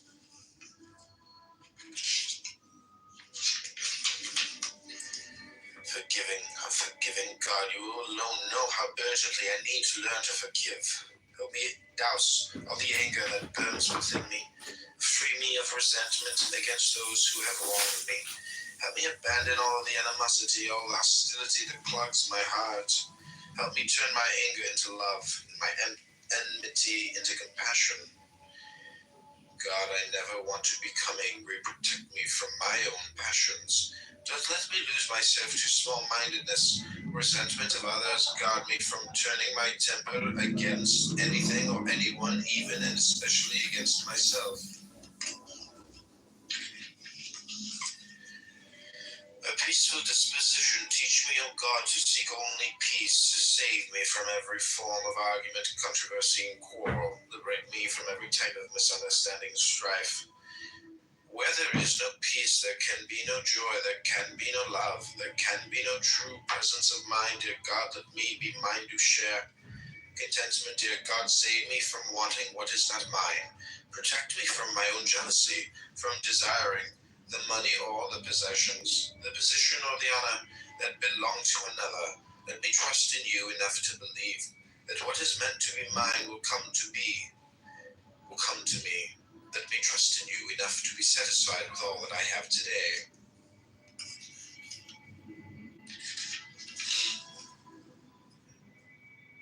Self-esteem, dear God, let me feel close to you. Grant me satisfaction with my life. Let me rejoice in that closeness, and let me turn with that satisfaction into a sense of self-worth, not one based in arrogance or in feelings of self-importance, but humble self-esteem rooted in holiness. Arrogance, dear God, free me of false pride. Free me of the arrogance that accompanies an inflated self-image. Spare me from haughtiness, from the overloaded ego which stems from an empty self. Let me learn to feel good about myself. Let me never feel the need to belittle anyone in order to find value and worth, in order to feel valued and worthy. A haven of joy. Teach me the meaning of joy, dear God, strong, deep, genuine, and pure joy. Don't let me succumb to feelings of sadness, loneliness, and depression. Teach me to turn to you with my every problem, frustration, anxiety, and pain. Accept my broken heart, heal me, and shelter me in a haven of joy. Clapping and dancing, dear God, stir my heart with the spirit of joy. Imbue my arms and my legs with that spirit. For my arms are encumbered, and my legs have become heavy with my wrongdoings. Fill me, my God, with the cleansing spirit of holy joy. Enliven all my limbs. Help me raise my hands and clap. Help me lift my feet and dance, dance, dance. Overcoming loss, dear God, suddenly I'm alone, I'm in pain as I search for some source of comfort. The world so full, so bustling, seems so empty now. It's cold and it's frightening. In this hollow that is me, in this hollow that once brimmed with confidence and joy, God put me back to the world of the living, back to a life of action and human relationships. And thanks, loving, caring God, all that happens in fulfillment in my life come only from you. Knowing how absolute my dependence on you, I find peace of mind. Your presence suffuses my life, caressing me with hope, joy, and love. I've tasted your love. I've known your compassion, experienced your patience, and I am filled with gratefulness. Thoughts. An entirely new world. It is impossible to describe how wonderful it was in those early years, Reb Nachman said to the Hassid. They were strolling through the outskirts of the village where the Reb had spent the first years of his marriage worshiping and serving God in relative anonymity. With each step I took in these fields, praying and calling out to God, I experienced yet another taste of paradise. On another occasion, Rabbi Nachman described what it was like returning home after a day spent crying his heart out to God in the fields of our forest. Coming back, everything appeared different to me. The world seemed entirely new. In praise of God, I only begin to realize how very much you've done for me. I must now internalize the understanding that everything that happens to me, everything is an expression of your everlasting love, of your concern for my ultimate good. God, as I recognize all your goodness, as your kindness fills my thoughts, I sing your praise. Light of awareness. God, let me comprehend all that I see with the light of awareness. Let me understand whatever touches my life in a deep and intimate way, in a way that embraces both the adult and the child within me. Developed in faith, my God, you and only you know how strongly I want to believe in you, to put all my faith in you alone. Help me make this desire a reality. Help me perceive your presence and draw strength from it. Every moment of my life, through every trial I face, let that recognition bolster my faith in you wherever I go, whatever I do. Accepting God's justice, God, help me see. Help me understand all that I see in the light of your truth, in the light of your ultimate justice. When I see the success of the wicked, help me realize that it is but an illusion. Nothing authentic, nothing real. Real success, true good, absolute happiness are found only with you, dear God of truth, and one day I will see it, experience it, and know it. Overcoming doubts, my vision is distorted. Loving God of truth, I want to see clearly, but my heart leads me through twisted, convoluted paths of misunderstood impressions. Straighten those paths so that I can strengthen myself in the conviction of my beliefs. Learning life's lessons. Dear God, in my heart, grasp the profound wisdom with which you created the world. Let me understand that life's difficulties are in fact her opportunities. Life's endings are also her beginnings. Life's disappointments are her finest teachers. Learning life's lessons, dear God, let my heart grasp the profound wisdom with which you created me. Help me understand that my vulnerabilities in fact open me to growth. My limits draw me to new frontiers. My very failures teach me to succeed. Perceptions, body and soul, Holy One, granted me the wisdom to... 6 months ago, he was here. I met him and he came and spoke. Really, really great guy. I mean, really smart guy, very patriotic. Yeah, I mean, there's a lot of people like you and him, man. Just a lot of these terrorists on this app don't understand. They think that every Arab that lives in Israel is against Israel. They think every Arab is a Palestinian or whatever, you know? Yeah. Yeah, exactly. No, that's right. I think we all identify with this, just because we're Arabs, like we identify with the cause, or with wanting to undo Israel or Israel. It can't be further from the truth. I'm not gonna say that people, like the majority of people, they don't really like Israel, but so many people, they do not. Especially before October 7, like I was just saying in the other room that for October 7, like Bibi's government, which is supposedly like they depict him as this heartless war criminal, he was basically giving the Gazans 50,000 additional work visas. That was just October 5 or something. Yeah. And to work in Israel. And then October 7 happened. So, for us as Arabs, like Israel is really just, this kind of, it's this hub, as you call it, like this is the Silicon Valley. It's and of course, if we were basically really going through a whole cycle of re-education and removing all the brainwashing and everything, we could see it for the blessing that it is. Like honestly. I agree, bro. And there's actually a lot of Arab Israelis that are in the high tech industry in Israel. They work for a lot of these American companies as well that are there in Haifa, that are in Tel Aviv. But there's a lot of them that are in these major companies like Google, Microsoft, Intel, IBM. So yeah, I mean, like I've said, a lot of these people on this app that are from the UK, that are Muslims from the UK, that are from the United States, they have no fucking idea what they're talking about. And you know what? They have no say in it at all because they're not from there. They're Muslims from other countries and they've never been to Israel before. So, they should just keep their mouths shut. And people like you have more right to talk about it than they ever do. And the thing is, they're so brainwashed that, like you see in the chat, this guy doesn't believe anything that you're saying. Pretty much, he thinks that it's all a lie. This guy from London, an Arab from London. He didn't watch the TikTok point of view. Exactly. So Lauren said for. The chat. Oh yeah, I'm not even looking at it. I happened to see it, but I'm looking at something else on my phone. But Baka al-Gabia is in Israel, and then the city right next to it, Baka al-Shakia is inside of Judea Samaria.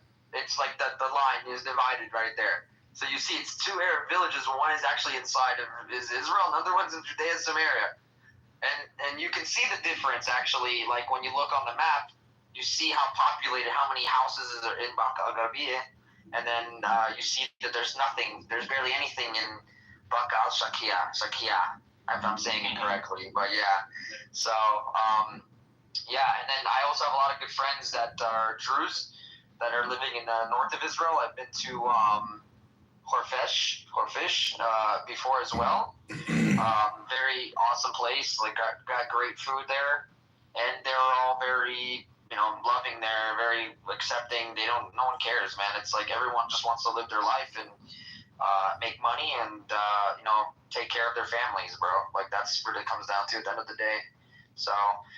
But like the Silicon Valley of the Middle East, that's definitely Israel, and like I said, plenty of Muslims, Arab Israelis that are in this industry, and very, very smart people. A lot of them very smart people, doctors, lawyers, nurses.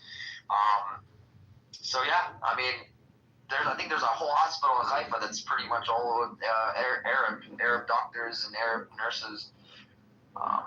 So these people are just so brainwashed, man. That's why it's important to have somebody like you. At least we found somebody like you that lives there and can give your point of view. So. Oh, thank you. And I could maybe show people like Aziz. I don't know if he's Palestinian or not, but no, but he's not. Yeah, okay. He's not a learner. Because he's saying like, "Oh, you took my land and you gave me a work visa. Thank you so much." Yeah, that's what he says every day. Right, and his profile says the most moral man on earth. Thanks, Jay. And I do have a Druze friend, by the way, Aziz. He came on this app a lot. His name's Loki. He comes on the app. He used to come on the app all the time. He doesn't come on anywhere because he was sick of hearing people like your retarded ass every day on air. So I still talk with him on a daily basis. He's a great guy. Jayla, do you remember him or no? I do, but I'm not explaining anything to Aziz because it's like talking to a brick wall. Well, Sammy, hopefully when I come next time, maybe I can meet you one day, bro. That'd be great, bro. We go out to go get some shawarma or something, bro. Yeah. I would love that. Honestly, I would love that. Yeah, that'd be great. Yeah. Hopefully in my opinion, when Israel completely annexes Judea and Samaria, that would be when the conflict would end for good.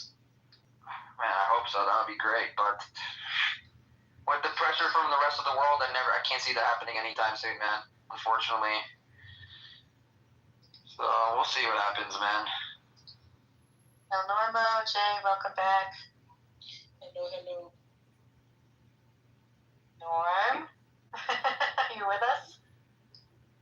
Maybe not. Hi, Sammy. Do you go to Jerusalem a lot, Sammy, or not? Who, Sammy? Yeah, no, Shlomi. You were talking to Sammy, right? Sammy, yeah. Shlomi, I went to Jerusalem with Shlomi before. I'm just wondering because he lives very close to Jerusalem. It's not far from it, so I was wondering if he goes there and if he's allowed to go into the Jewish part of Jerusalem.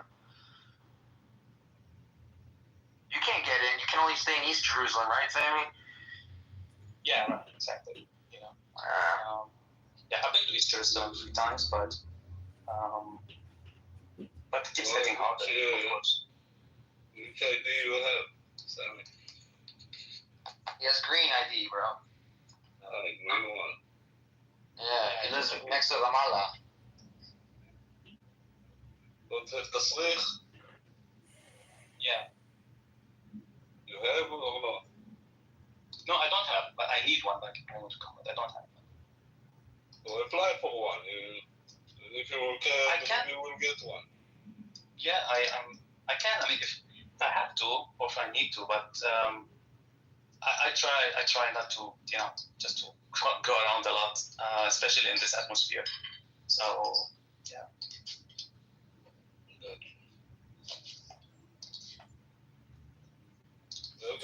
Hi, George. Can you update your post as I did comply with your request last night to remove the podcast interview? I do appreciate the fantastic interview, but do not agree with your definition. I'm Nablus. Okay. it's not far.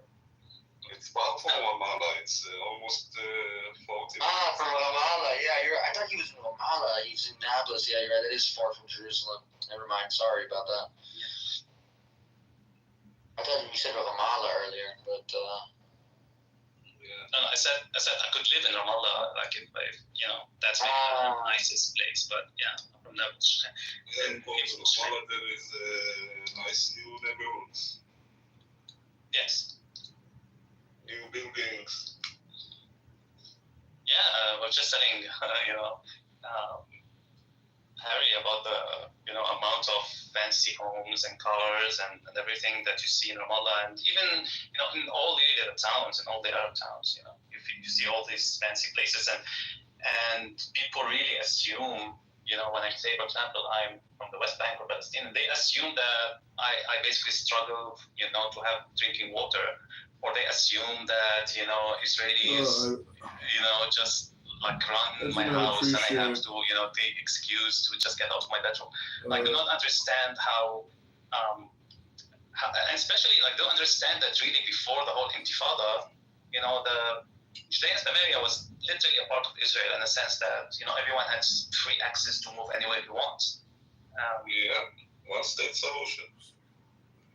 Yeah, I used to think one state solution before. Yeah, it was before, but right now I think it was in the past. It was one. Yes, it was in the past. Exactly. that was before they started doing suicide bombings inside Israel all the time, and then they had no choice. Yeah, exactly. The wall. Exactly. But I used to advocate for a one-state solution when I talked to, let's say 5-6 years ago. I'm like, yeah. And then the whole wave of knife attacks started to happen as well. If you remember, like everywhere in Judea and Samaria, and then it was followed. Yeah. And then it was followed by the whole war in Gaza, and technically, like, the Palestinians are so good in making, I don't know, in making people hate them. Like, I don't understand what's this. Yes, exactly. Like that you can. Hi, George. Can you update your post as I did comply with your request last night to remove the podcast interview with you? I do appreciate the fantastic interview, but did not agree with the defamation post. So ruin everything somehow. Yeah. Defamation of character referencing seems to be showing that he's unworthy of the public we trust. could have been like this I do not appreciate your defamation of connection character between request the Jews on and your the behalf. Arab world. Satisfy my honor We could as I benefit love immensely Congress from to business and from trade and from technology and everything. Instead, we chose to be just like a tool to be used, and eventually, when all the Arab countries are going to have peace with Israel and they're going to sign a peace deal, the Palestinians are going to be left alone, going for scraps here and there. Exactly. Fucking gross. And if the people, your people won't wake up and demand to fix this problem and make a real peace agreement that will make everyone here in this region succeed in life and happiness without wars. I hope so. It will be wonderful. Thank you, Shlomi. And by the way, I know you were one of the hostages, and to be honest, I was always thinking about you, and because I remember I only chatted to you once or twice, before October 7, and I was so happy when I read in the news that, you were saved, and now seeing that, you're back to your normal life, I hope so. And it's great that you can still talk about peace and stuff, given the experience that you had. And I wish it would be the last time something like like this scale would happen ever, because in my opinion, really, like, you don't deserve that. Not you personally as well. Like, most Israelis are people who just want to live life, enjoy life, and you don't deserve to be put in that kind of. I don't deserve it. No one deserves it. Yes. People of Gaza doesn't deserve the Hamas to treat them like this and make them their puppies, and they're using them in every aspect that you can think. I know. And You muted yourself. I know there are people here that's screaming outside. Let me check what's going on. Ah, okay.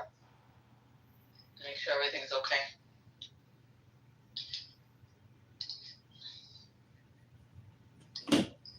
Now I got it. I played poker in the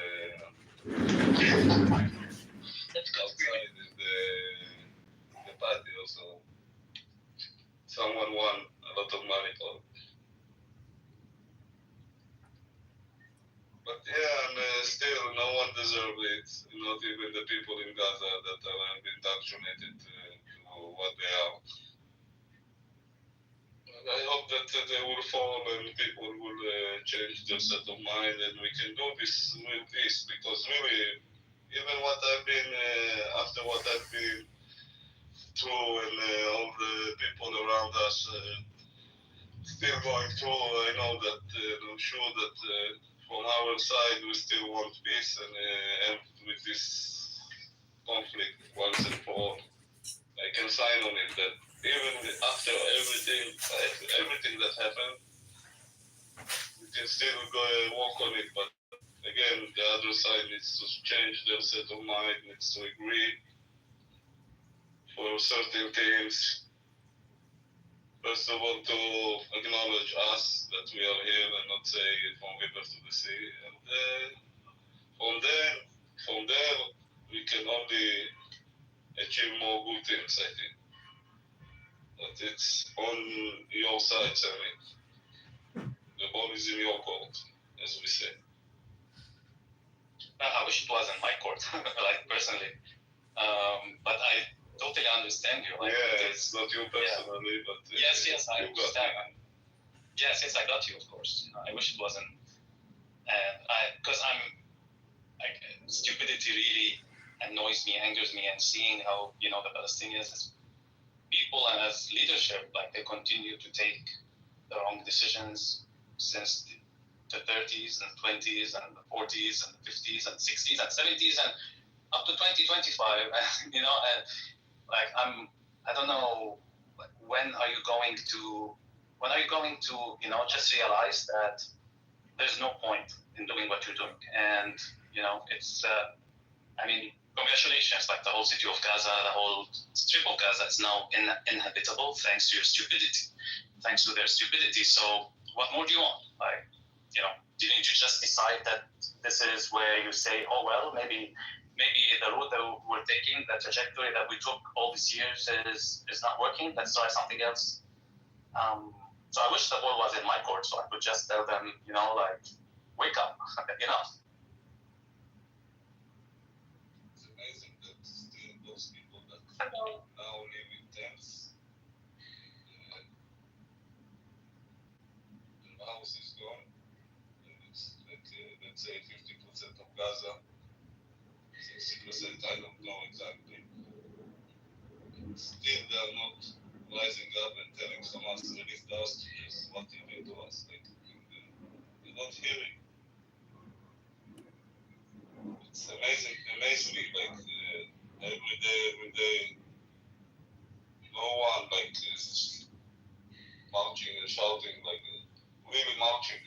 Because I think that if they will want it for real, there are a lot of people that have weapons there and can go against Hamas also.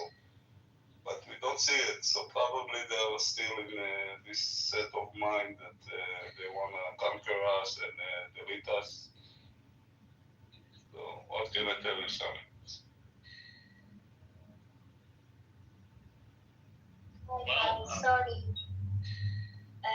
Sorry to cut you off. I wanted to give you some news. So at the moment, people of Iran are arriving in several cities.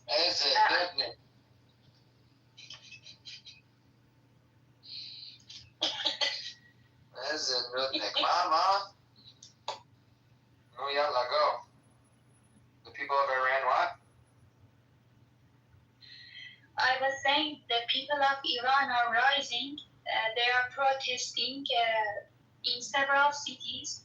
I can write down the name of the cities in the chat. So all I ask is that please ask your politician to not to leave us alone.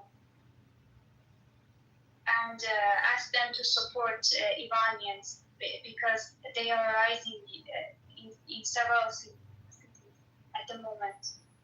I'm gonna write an email to Trump right now and Marco Rubio for you. Okay? You can just you guys can be active on Twitter, like you can write comments or like be active on Twitter or ask your politicians to just support Iran. I think we all support Iran, just not the IRGC. We don't support IRGC. No. Oh.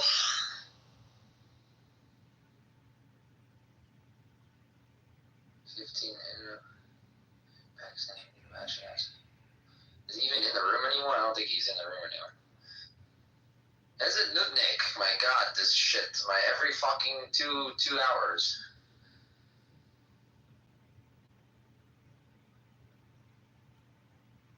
Who knows Matan? Do you guys know him? I mean, I know he's Israeli. I've seen him around the world. Where he just wants to troll all the time and like not have a like he just wants to start shit. Yeah, pretty much, yeah. Okay, now I understand. Yeah. These guys are doing themselves and they're doing everything I told them. Now they're talking about circumcision. They're just going after them, and I'm like, you guys are so dumb. Why would you do that? Like, this doesn't. It's dumb. Whatever, they're bored. Let them do it, you know? I like talking to people like Sammy. I like talking to Shlomi. Sure. Which room, BB? In Amir's room? In Matan's room, and then Ewan goes up there and says, yes, I sucked the dick. It's not my fault. What's the name of the room? How to beat your wife when and how or something like that? Niggers! Oh my god, man. Shut up. I don't have attention, so I'm gonna scream. Can't wait, bro. I'll put it in the chat one second.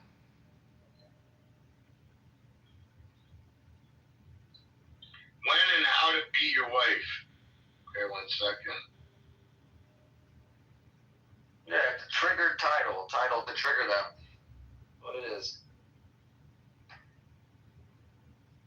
Anyways.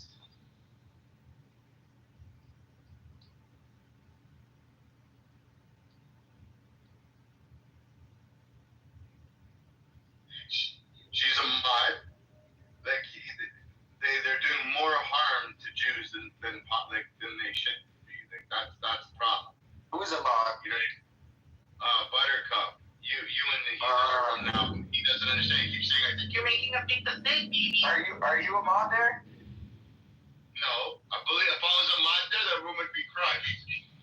Yeah. I wouldn't allow Jews or people. I don't even know if Ewan's Jewish, if he is or not, but like, not helping our cause.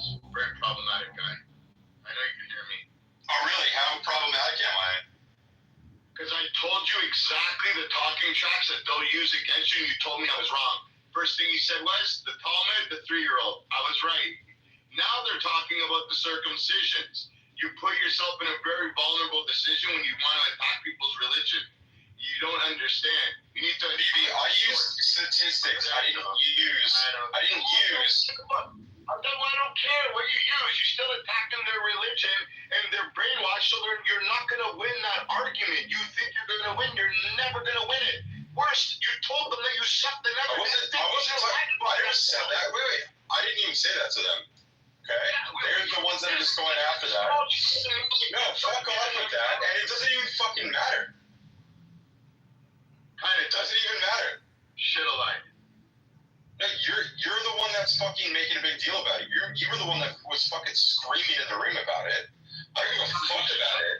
I could give zero fucks about that, BB. No, you're the one freaking out about it. They weren't even freaking out about it. Nah, man, you're an idiot, bro. They don't give a fuck about it. No, they don't give a fuck about it. Literally, no, I'm not. I'm actually very strong. I mean, I'm a 6'4" strong dude. You're a fucking weirdo, bro. Nobody I know fucking goes around saying I sucked a dick. I got only knees on my opposite sucked another man's dick, but I'm married now, so it's okay. And I'm proud that I went through that experience. No. You're nothing like me or anybody I associate with. That's kind of weird. And I told you you would lose the conversation when you wanted to start getting into arguments about religion. We already know that the religion's satanic. You don't need to fucking argue about it because they will never concede to your point. Ever. You'll never win that. They'll never be like, you're right. Please rewrite the Quran for me, and I'll follow your way. They're going to believe in their book. We're going to believe in our book, and we're not going to put down each other's book, and that's just the way it's going to be. You'll never win. You need to be arguing the fact. On October 7th, you marched in Israel and you killed fucking innocent women and children because you're barbaric. The heinous crimes that you committed, you need to put down your weapons and hand over the hostages. That's an argument you can win. You're not going to win an argument about fucking religion, you moron. You should lie about the cocksucking part. That's it. Do you want to hear his response? Yeah, I read it. I bring him up, but he likes to interrupt. I don't know what just won't let me get it out. Come on.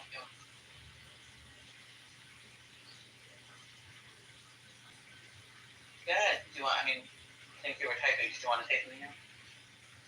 I mean, I actually, I did the fucking adult thing, and I actually back-channeled BB my response, but he wants to make it very public. I don't care about my history. It doesn't bother me. I'm happily married. I have a loving wife. She knows about it. She doesn't care. I have a daughter who's 1.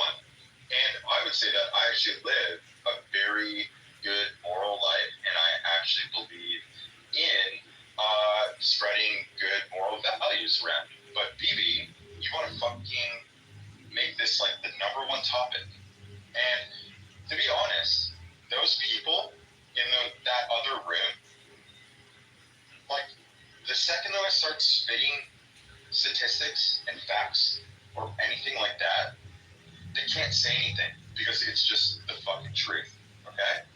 So that's what I was doing, and you were more fucking. The biggest thing to you was talking about my sexual history in that way. I don't give a fuck about my sexual history. I could care less. I'm unapologetic. You have gay people in your rooms every fucking day who like literally are fucking gay, and you're like fucking doing this shit. And I think that you're making a massive mistake, BB, by fucking pulling this shit right now. Okay? Just make sure you pull the dildo out of your ass so I can speak. No, you're in the wrong right now, BB. You're in the fucking wrong right now. He's skeletons in their closet. There. So I don't have a problem with Daniel. No, I love him. I think he's amazing. I call him like a brother. I don't have a problem with that. He's openly gay. That's his sexuality. But I have a problem with you arguing and trying to attack their religion. You're never going to win it. And then what's even worse, resistance calls you out on something and you openly admit it. I said you should have lied. And then you doubled down again in this room and said you're proud of it, your wife's okay with it. It's a little fucked up. And then I told you what they're going to do before, and I'm not really good at reading the future. I said you're going to attack the religion. They're going to tell you about the 3-year-olds in the Talmud, which is misconstrued. Then they're going to talk about circumcision. They did exactly what the fuck, and you told me I don't know what I'm talking about. I'm making a big mistake. They will not do that. That's exactly what the fuck they did. I know their MO. You will never win talking about their religion and tell them that who they believe in and Muhammad, fuck the 9-year-old. You are not going to win by doing that. It's a fucking stupid argument. Doesn't matter if you're right or wrong. You won't win that argument. You win the argument that they came in Israel on October 7th and murdered innocent civilians. Everybody knows that happened. They'll try and misconstrue it and say, no, Israel had this. Then you can slap them with facts. You're not going to bring up the Talmud and read out portions of the Talmud and the Torah that needs to be translated and to make it make sense to them. And then they're going to read out the Quran. And then what are you doing? You're getting into a religious debate that there's no winner. And then you want to come up here passive aggressive and say, you're making a very big mistake. Bro, save me the fucking cookies. Because you dug yourself a hole, you passed them the shovel, you said, bury me.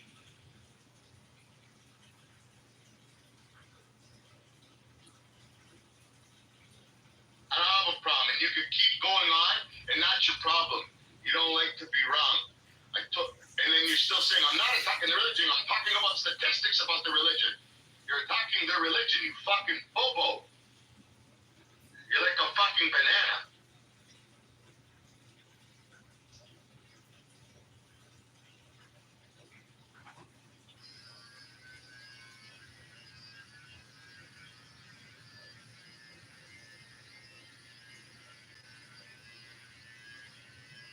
Whatever, man. You don't have to lie. You can tell me you suck 2 dicks, 3 dicks. That's your problem, man, not mine. The whole point is you're missing the. I don't know if am I losing my mind? Is it just me? You're not going to win an argument with people that have been following their religion since birth, or even converting into it. The people that are converting into it believe it more than the fucking people that have been since birth. You're not going to make them throw away their Quran, burn it, and say, you're right, man. How do I sign up to be a Jew? You always got to look at your end fucking goal, bro, when you decide to fight with people. If your end goal is hitting a brick wall, why would you decide to engage in an argument? Then you're still going off on the chat. Like, honestly, you're fucking. Then you're trying to tell me I have a problem? I do. I have a problem with people like you. I think you're very problematic, very toxic to the Jewish people. And Matan too, and Buttercup, they're all in there right now because you gave them that ammo. You fucking started the fire, now it's burning. Very problematic people. You should be ashamed. Cocksucker.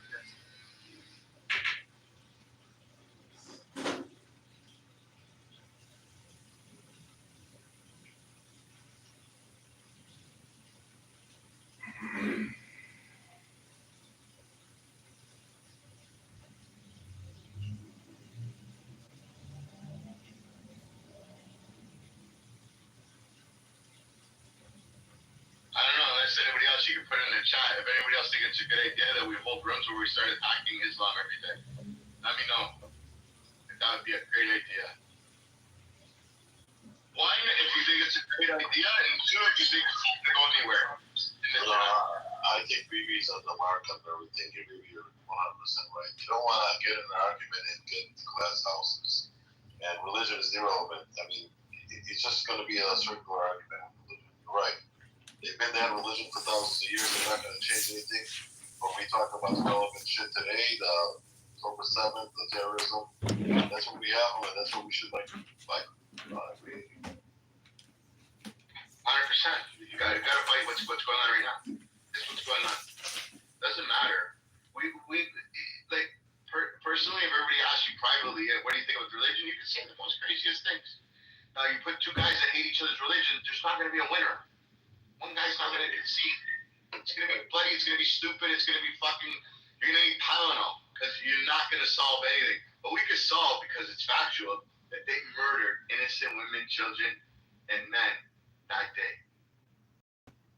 We know that to be facts. People, the Torah to say one thing, they'll interpret the Quran to say one thing. It's all true. Ewan, buddy, I have no doubts in this fight. Actually, I do, but you keep talking about stats, and stats are the tool to the point that you're making, and he's basically saying it's not the point to even bring up. Yeah, you can go suck my dick too, asshole. Actually went down to this level and can't believe I said that. The stats thing, it doesn't matter, Ewan. I mean, I think he's got a point there. You talk about religion, it's like, you can't fire me, I quit. Oh, you can't quit because you're fired. You ever hear that routine? It goes on and on. It's circular. Yeah, they know that. Yeah. And especially you know that Jews hate us on this app, and then you want to give them fire. It's just crazy. You want to give them more wood. You're like, hey, no, you're not burning a big enough log. I'm going to carry one over for you. I'll bring them. The fuck you doing that for? Ali, you can beg to come back up. Why the fuck were we, and put in the chat why we have one good reason to bring you back up. Moron. One intelligent reason, and that's going to take you a long time. You just wish the guy 100 years to come up with a reason. An intelligent, it's going to take him 100+ years to come up with an intelligent reason to come on stage. You know, we're in a proverbial haystack. I will bet you could fall by Exactly. And then you want to argue with these people about religion? You think you're gonna win? Look at what Ali, said. Ali, I've seen your people are more respectful of elder people than you are. You're not even following your own culture when you talk that way. I don't know what culture you think you're following. Yeah, it's really good. You guys are really brilliant. You guys are doing us more of a service by talking that way. Edie, why are you being rude to Ewan from the other room? Was that? I'm gonna ask the question for Bibi. I'm gonna ask Bibi a question. Yeah, go ahead. It's not baby, it's Bibi. Go ahead. Bibi, okay, baby. Doesn't make difference, okay. So I'm gonna call you It's Bibi. different if you're being respectful in a conversation, asshole. He said, like, You have no intention of being. he said he's a gay in the other room. He said that. Who said that? You said that. You acknowledge. Oh my God, here we go. See what I'm talking about? You see what I'm fucking talking about? Shit, you and just brought to the room. Hold on, Bibi. You told me it's our secret. It is our secret, and I don't know who the fuck's running us out. Who told Mohammed? It's okay. But I think Muhammad likes you. What's going on? Bibi told me it's discreet. No, like, you know what he said? What he said to me, like, I like you, and I said to him, like, are you a gay? He said yes, but I didn't confess any feelings. Well, how do you feel, Muhammad? Tell us. It's okay. Yeah, now's the time. On a sound called Ludwig, man, you love to meet you in person. Oh my God, I know who Muhammad is. Muhammad's the guy named Sam. He tried this campaign for 2 weeks about me. It's Sam. He told people, I asked a question, I'm like, if you're gonna go camping and you wake up and there was another guy sucking your dick, would you tell anybody? And he said, no, he would keep it a secret. So I'm like, I think that's gay, bro. And he's like, no. I said to him, like, Do you know about the Bakabazi boys? Do you know about that, Mohammed? let me finish, okay? I have no idea about what you mentioned. Bibi said, like, you know, why he makes his voice quite deep. I said to him, because if he speaks with his own voice, people would. In the Adam's apple, so I can have a deeper voice afterwards so people wouldn't understand. They wouldn't catch it. My son, I swear on my son, you mentioned that. You said that. And please respect our privacy. Thank you. Yeah, they all look at cracking me up. Okay, baby, we can talk about it like in private rooms. We shouldn't speak about it. You're gonna get Daniel jealous talking like that. I'm gonna have to remove you, bro. Sorry. Hold on. Do you want to take Bibi to private rooms? Because I'm a jealous guy. So, no. That's like Muhammad. I say, I know what you're doing. You're trying to get into a private room, and then, like, one thing leads to another. Muhammad. Manipulate me. I know. Can Daniel at least watch?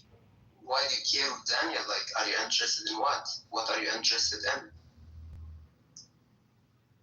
Wow, you're slow, Muhammad. I'm sorry. So slow. This guy tried to troll us for 2 days, man. Can't believe that. Wait, Mohammed, you can't take an inch. You can take a mile. Daniel is quite interested in something, you know? If you give him an inch, he'll take all 7. Do you get mounted or you mount?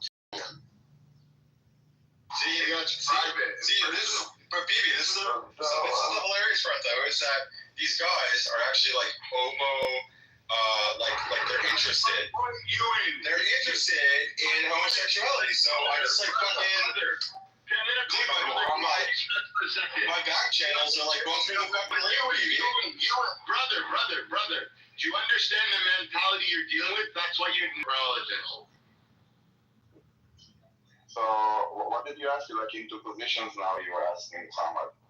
Maybe we should take it like privately. This is another side of Daniel. I can't even. I'm not happy, Daniel. You're not leaving the room. Or judo that you use, or karate, I don't know, that you use the force of the enemy against him. Aikido. Aikido? Okay. So that's Baby, trust me, outside of this room, I'm not gonna tell anyone that you're interested in boys. So I'm gonna keep that secret. I'm not gonna tell them. You know how it ends up with you guys. Either he's gonna go. Yeah, no, you're gonna try and blow him up. Not boys, men, not boys, Muhammad. He said children, but I didn't like to say that, but he said children. Oh, now the lies are coming out, right? More and more. Keep going. What else you got? And I'm swine. I don't talk to these. Not a lie. That's a lie. I hear some feminine in your voice. What's going on up there? Well, that's what he said to me. No, but to be honest, for some reason they're obsessed with gay sex and with pedophilia. It's like it's constantly on their mind on every single day. Is it sucking dick of babies, or if it's like children, or if it's like gays? It's like people are obsessed. No, do you know what it is? It's butthole stuff. They're like obsessed with butt stuff, dude. That's it.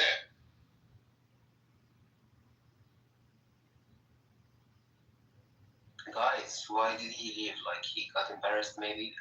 He got shy?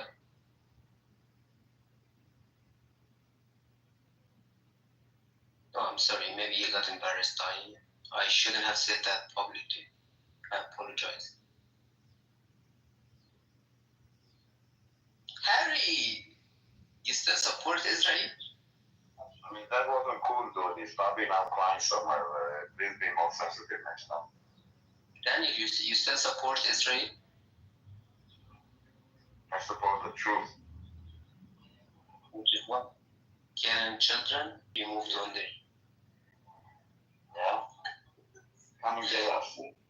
Yeah, you will be removed one day. We're gonna give you another lesson. Do you have a job? What is your job? Like what domain? Like what do you do? Are you guys still pushing the like Israel's not gonna exist theme? Because that's like just not gonna happen. It's like Israel's doing like way better than like all the surrounding countries. What makes you think that like Israel is going to cease to exist at any point? Why do you speak like some professor at a college, university? The history is not on their side. The president is not on their side. So what are they left? The future. Israel will be dismantled. Listen, Muhammad, hold on. The future, Muhammad.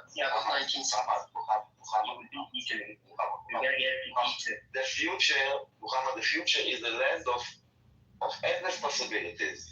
You could be the president of the United States. Imagine that. And you could dismantle Israel. Dream big, Muhammad. Dream big. No, but it's some information in our religion. You will be eliminated. Israel is not going to exist in the future. Tell me something, Muhammad. In your religion, let me ask you something. Doesn't it say that the land of Israel is for Bnei Israel, which is us? So what the fuck are you Muslims doing? You're not Bnei Israel, right? So according to your prophets, because you don't care about your religion, and I'm bored. Yeah, I mean, to top it off, Muhammad, if you want to get deep down into it, do you think that trees and rocks can talk? Do you think that they can speak English or speak? This is why you're not allowed to drink alcohol anymore in Islam. Then okay. Let's forget. Wait. Can you answer that question? Do you think that trees and rocks can speak Arabic specifically? Yeah, it's gonna happen. Do you think that trees and rocks are going to, in Arabic, say where Jews are hiding? Yeah, you actually think that's gonna happen? Trees. Because they want fucking olive oil. Because the olive trees are known. The only trees are known that they are mute. They will never speak. They are allies. So this is what are they deaf? Are they deaf trees? They are mute. They cannot speak. So this is why we only. Yeah. Okay, so what is the best tree to speak? Please enlighten me. And also Jerusalem rock. Just so you know, Jerusalem rock Muhammad, listen. No, but I should have as well. I need to. You know that Jerusalem is built from a rock, Jerusalem rock, and that is also. Let me just finish my. It's a quick joke, okay? Okay, you ruined it. Okay, go on. I want to tell, before 1973, Israel kept saying, we have the strongest line that can defend our land throughout history, Bar-Leaf line, barrier, and it's gonna prevent the Egyptians from crossing Suez Canal.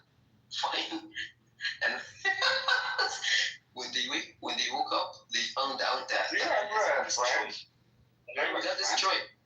Everything, you make it. You make it look quite complicated. And we have the the Egyptians won. I did.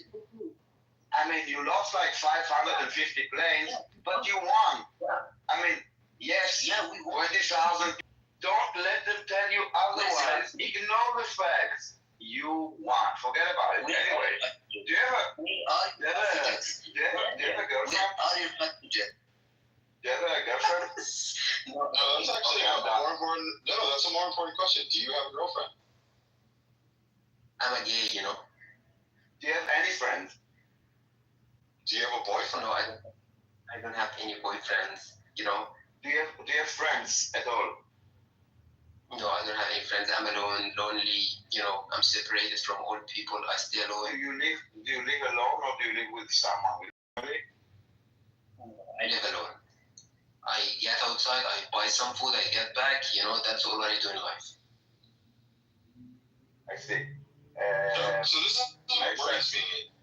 So BB is worried about my lifestyle choices, even though I have a wife and kids, and I'm married. Very good life. But the majority of these people but the majority of these people are alone incels who aren't actually adding to any gene pool or anything.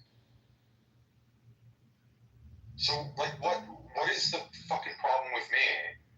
There's these guys are literally fucking alone and basically incels. There's nothing wrong. What's my fucking problem? You don't have a problem, bro.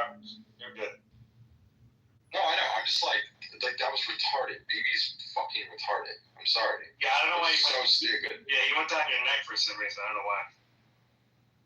But this guy doesn't. He's not even procreating with people. He's not doing anything. Might as well be sucking dick, which is fine. I have nothing against it. You can suck all the dicks you want, Mohammed. I wouldn't judge you. Yeah. What about you? What is your life? What's your life? Tell me a good life. You've been here for many hours. No, I mean, no. It's just, no. It's what BB was saying earlier. I'm just fucking done with that shit. I don't want to be judged in community people over something that I did when I was fucking 19 years old. That I don't care about. That I openly admitted, which I don't care about. But then get fucking attacked over this shit. Giving you Maybe he is. No, he's Canadian though. I'm surprised. He might even get arrested for fucking saying what he did. But and I think he has a bit of logic more than you. But you have no idea, to be honest. Honestly, no, Mohammed, you don't have a girlfriend. You are on fucking step 1 right now. So you have no idea what you're talking about. No, you need to find a girlfriend. You need to find a girlfriend first, and then you can start talking to us. Are you coming here to make a girlfriend? That's why you're here? I mean, I met my wife on this app, actually. Yeah. Are you coming here to make a girlfriend? No, I met my wife on this app. Hello, I'm his wife. I'm a woman. Yeah, my wife's here. Every country. Are you Mohammed? This is my wife. Sarah, are you a painter? Hi, Mohammed. Are you a That's a painter? really, no. Hold on. Are you Yes, I'm really his wife and the mother of his child, yes. Baby, I'm tired of your fucking shit, man. I can't believe that you fucking did this. Honestly, it's so embarrassing. You can leave my space if you don't want to be here, bud. I told you. It's so fucking embarrassing. No, but it's your problem. It's not my problem. It's yours. أكيد إني ما في واحد. ليش برا. محمد وين أنت يا حماد؟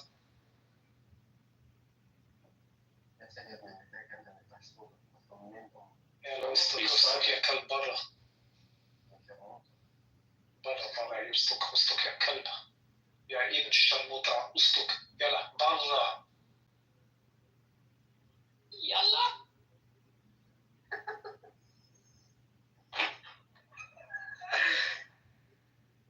Baby, why did you leave? I think you got annoyed. I'm sorry about, I'm sorry about revealing. You know, people they can see through all your guys' lies, right? Like every single one of them. That's why it's not worth arguing with you guys. I like this to let you guys speak for like 60 seconds, just to remind me how retarded and stupid you guys are. Just in case I forgot.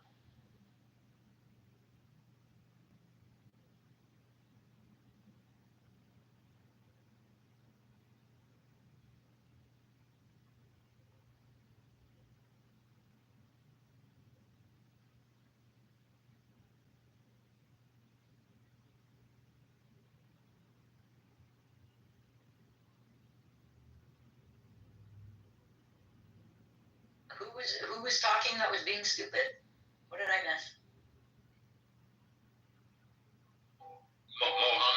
Mohammed. Dum dum dum dum dum dum dum dum dum dum dum dum. It's not me, baby. It's not me. It's, it must be.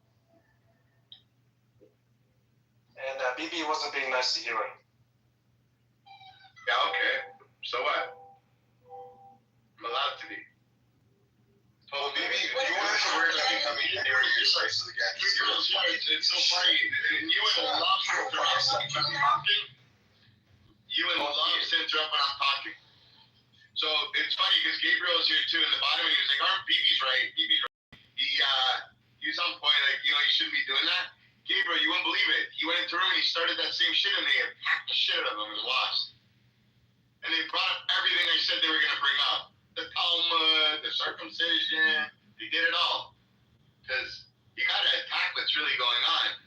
October 7th, the hostages. You're not gonna, anyways, I'm not gonna argue with this guy. You're fucking dumb.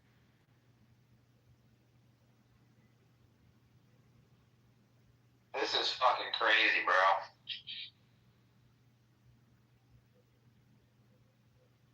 Is this guy even Jewish, bro? I don't know, man. That's the whole thing. And he keeps saying, but I'm on your side. You know what I mean? I think it's the case of my enemy's your enemy type thing. These people are bad faith actors, just like that Buttercup bitch. Gotta watch out for these people. Buttercup so much ammo, so much. But yeah, going on reading things about the Torah and this and that. And I'm like, and then that guy Matan, he's a problem. He's a big problem. Oh yeah, I know. He's trolling, or he's trying to troll, but it's not. I don't know if he's actually really trying. I have no idea, honestly. Yeah, and he's not good at it. Which, like, Muslims in support of Israel, PTR? He's Israeli. Is he Israeli Arab? No.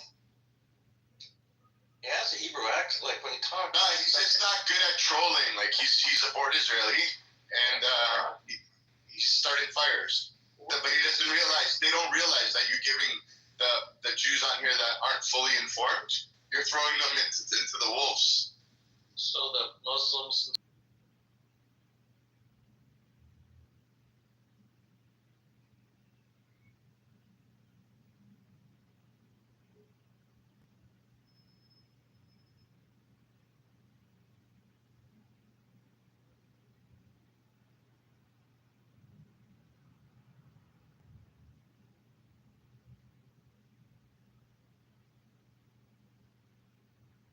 And now he made a room about BB. Oh, man.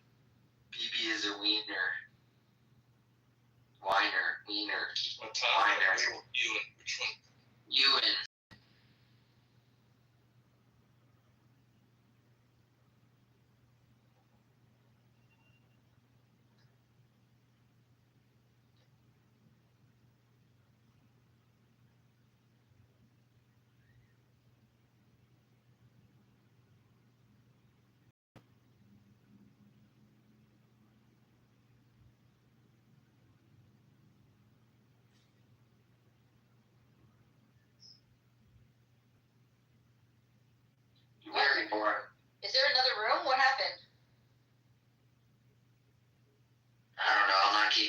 this shit.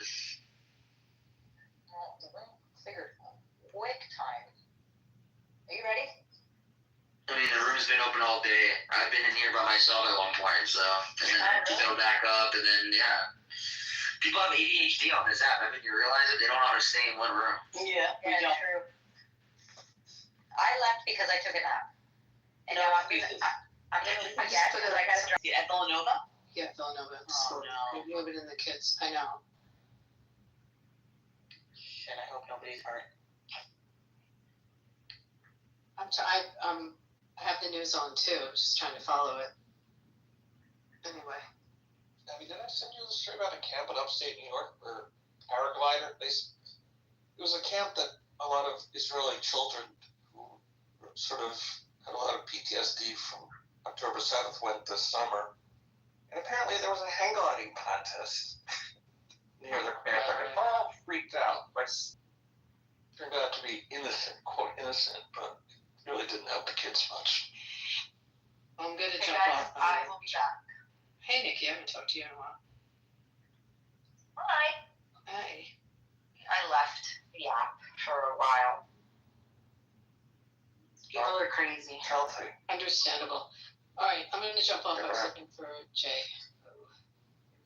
Yeah, I gotta jump off. I gotta go drop off my son. Me. Jay. Oh yes. Oh Jay. OJ. Not OJ, but yeah, Jay. Oh, I'm sorry. J Lo. I think it is J Lo. Yeah, Marie's got another name. J Lo. That's why I said OJ because I didn't know if it was J Lo, so I had to look at your profile for a second. Now What's up, Nikki? It's Jay. Not much. How's everything going? Everything is good. I'm seeing someone, like for real seeing someone. I think you mentioned him to me. Did I show you what he looks like? Yeah, absolutely. No, Like let sexy. me see what he looks like. He's the guy from the place that you see in the morning. I'll leave it at that. That one. I know. I can't remember. He's the guy what? That you see in the morning sometimes. Yeah. Okay, gotcha. Yeah, listen. During the day and then at night and then That's good. Wait, are we the talking next morning? morning. Morning sex? No. I mean, I guess that happens sometimes. Yeah, that's good. No, I'm actually seeing someone. Like it's not just like I'm sleeping with someone. I'm actually like dating someone. No, when you said see him in the morning, I didn't know what you were alluding to. Oh well, when I wake up in the morning and he's beside me. Oh, I see.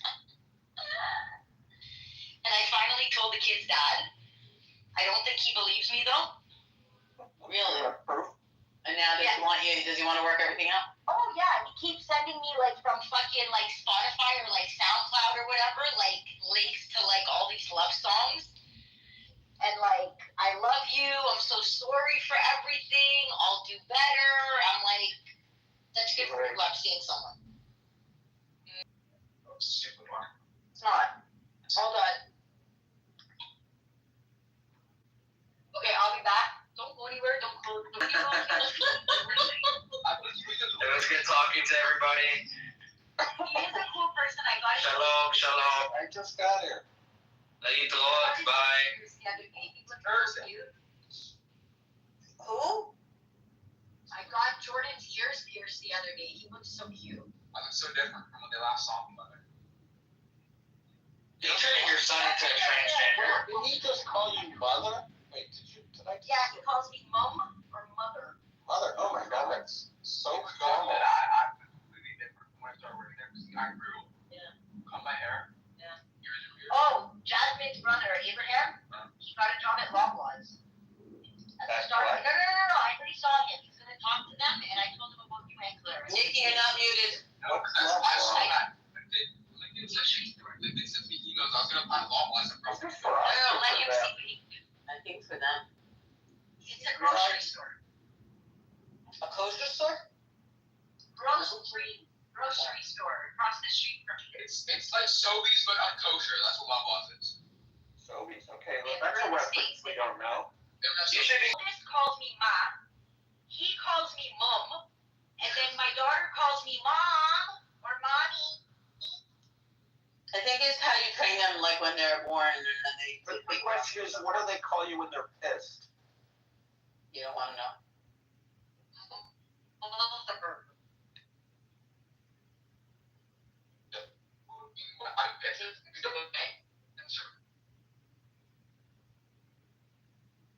My first name, actually. No, I'll do that when like you're simply learning. Okay.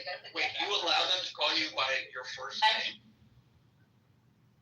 I don't smack kids, but I would smack my No, I kids don't. if they call That's me what by their first name. You got it. Thank you. When I did that the other day, and he was like, "What?" I'm like, "Oh shit!" I'm like, "I'm sorry, babe." I'm like, "Bro,"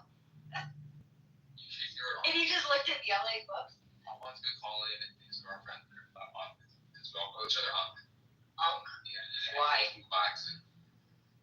What's Unc? Is that a new thing? No, it's like Uncle. Yeah, I know, but is that like a new thing? I know it's Uncle, but is that a new thing?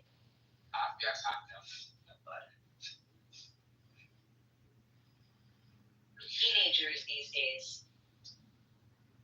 They have a whole language. Yeah, seriously.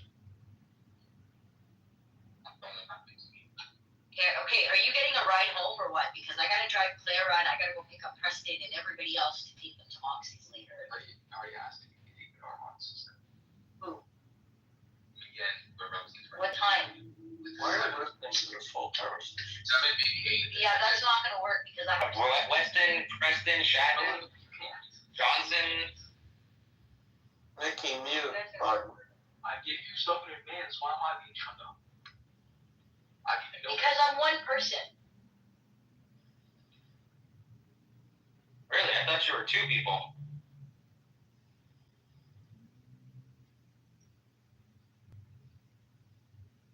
What about Madden? Do you have to also pick up Madden? Who's baby at the bottom? I don't know. They were in here yesterday. I have no idea who that is. Steady stop? It's Baby JB, so it's somebody's making fun of JB. I don't know. Or that's him. Is Teddy still at the bottom? No. Sorry, when I hurt my eyes, so I've got a pillow on top of my head.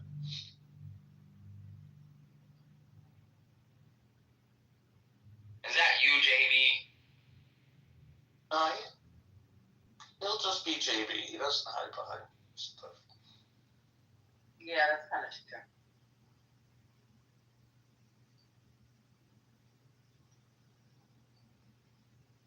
So everybody went over to that other room to listen to what's her name?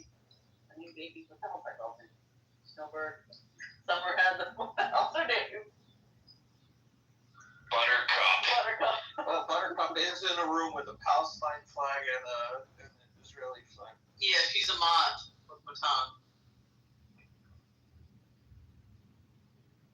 She's enabled by this. Hey, Mickey.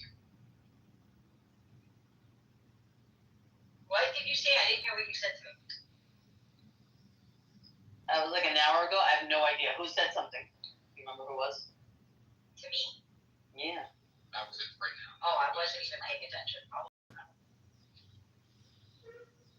No, I missed. So what craziness have I missed? What craziness have you missed? Yeah. Where's Shooky? Can I know what happened with Shooky. Nikki, what's your son's name? Justin? Jordan. Jordan. Yeah, okay, I know it's her. Jordan, what do you think of this app and your mom's? The dude's crying about BBs still in the room. Oh my god. Really? Yeah, he got like 10 people in there, so now he can cry about it. Yeah. And he needed Enigma moderator. God, I hate that lady. Disgusting, vile lady. Jewish until I realized she was. Nah, she's not sure. She hates religion, but like she hates Islam so badly that she feels like she can, use us as like Well. Yeah, exactly. There you go. I was looking for the word. So. Exactly what it is. It's like it's disgusting. That Christians don't believe that they're an enemy until it happens to them. Now, have you heard what Abby said? So this active shooter Villanova? Yeah. Was it like at the Hillel, or was it just on the campus? Or? I don't. Villanova has a hello. It's a Catholic school.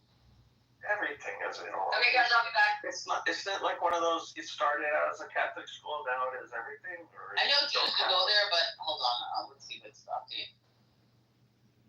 I thought, did she get it through the SCN or she just read it? No, I got a text on my phone. 40 minutes ago after shooter, but I don't know what the update is. Maybe I should turn on the. I mean, is it like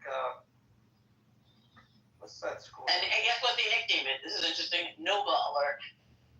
That's weird. Why do they fucking call it Nova Alert? That's terrible. I don't know. Let's see what's going on with the news. What's that school in Indiana? Is it like one of those? Is it like that school? Yeah.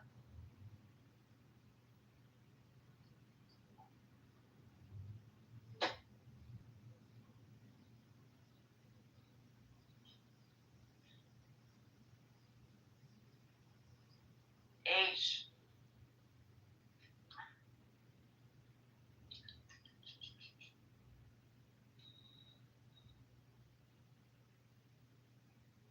None of you guys have the problem that you leave the room and then you try to come back to the room and it just puts like a blank screen and you doesn't do anything. You have to close the app and reopen it. It's been happening to me I just updated the app, so hopefully it'll fix it. It's been happening to me also, but I haven't updated the app. I don't even. What do I have to go to App Store to update it? You gotta go to App Store and type in Clubhouse, and then you gotta click on it when it pulls it up, and then it should say like open, but then if there's what happened. Like this new feature where you have to add back or not now, and you have to go through like a billion people before you can see the hallway again. Hey, Al Qaeda, we don't speak Arabic, so if you want to take it. Oh, that was funny.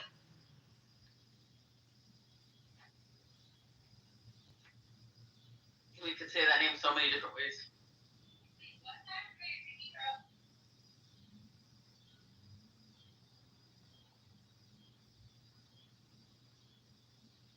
This feature sucks. My question is, where the fuck did BB go? Like, he's not in any of those rooms, so I don't know where he went.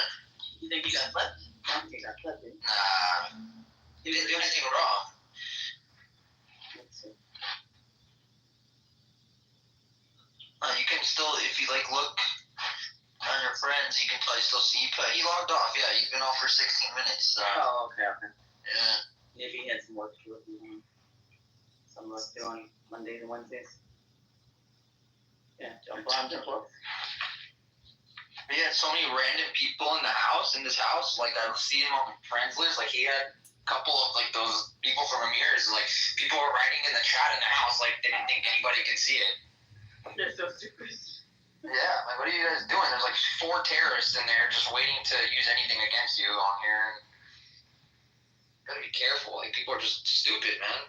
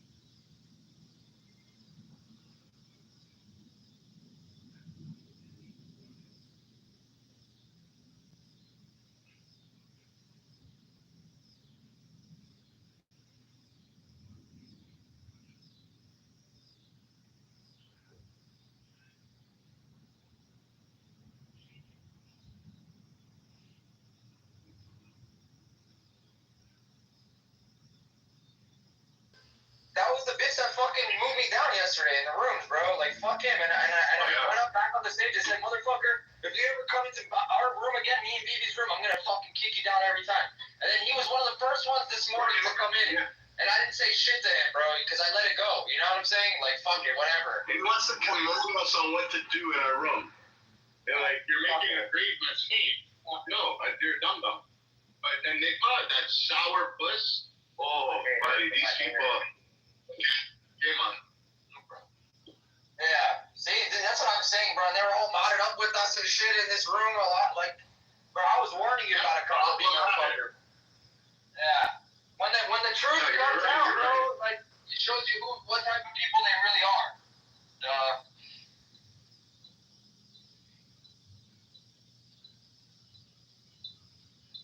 Like, anybody friends with Ruben shit guy? Sorry, but, like, you're pretty much a terrorist in my eyes, because when you talk to out of nowhere, Buttercup, Ewan, out of nowhere, bro. Out of nowhere, like magnets. It's crazy, bro. Like, literally the last month, like 2 months ago, none of these people were on the app, bro. I've seen Ruben Chick for a while, actually, because he used to come into Shuki's rooms, bro. And he would sit at the bottom, and Shuki, like, I remember him coming up one time, and he was talking in Hebrew. I remember that, but I wasn't really paying much attention to it, because I thought he was just a joke, like another lefty Israeli like Amos, you know? So, they don't know what they're doing. That's very fucking problematic. Let them waste their fucking time with that shit, bro. People eventually will know who they are, and then they'll know exactly where to come, bro. You know what I'm saying? They know who to come and listen to. He's in there right now because people love drama. Anybody who was in this room and heard the exchange between you two is in there listening to that right now, because they love drama. So, and by the way, Buttercup lied. Like, she wasn't on the app just a week ago. If you go look at her profile, you can see she took a survey at Bowl in one room, and it shows the date of when she did it. It was like August 7th or whatever. So she's been on the app for like 3 weeks, bro. Is she L? I don't know who that is, honestly. I don't know who that is.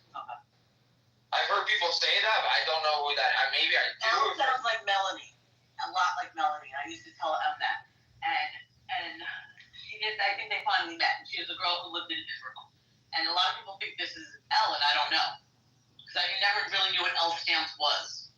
You know. I was gonna say, why would she just all of a sudden make a fake account to, like? She could have just said it on her other account if that's how she was. I don't really know. So. I'm just popping in to tell you it's at the law school, but they haven't found the shooter yet. So it's still active? Yeah. Anybody hurt? What's No. the shooting, Abby? It's moving the break from it. It's like starts to make me crazy. Did you figure out if it was her, Ellen? Ellen? It's not her. I know Elle. We've spoken off the app, and unfortunately, she is a Jewish woman about my age group, and she's not a friend of Israel, unfortunately. Not Ellen Stern. Who are you talking about? I'm not talking about Ellen Stern. I know Ellen Oh. Stern. No. I know. I mean, I've had dinner with her. No, it's No, a young I'm talking girl. about a young girl that lives in Israel that went by Elle on the app. That was saying she's coming back to America soon. And Wait, did you say your age group, Norm? Are you really in your 40s? 39, like Jack Benny. Do you remember, Harry, do you remember the girl that used to be in Henry's rooms? Her name was, I think she went by Hava. But Yeah, of course. not Arhab, not Yvette. I know what you're talking The about. one, she was very left-wing and she was friends with Majid. Yes. She Yeah. was it? Yeah, and her husband was black. Yes. No. She was a Christian girl that married an Israeli, and then they got divorced, but she was raising her kids, so she had to stay in Israel. She was like from Michigan or somewhere like that. But she used to be in the room, and we got along with her, but she was always that other opinion. You know what I'm talking about? I think it was Hava. Was her name Chaya? Do you remember that late girl, Andrea? Remember her? Oh my God.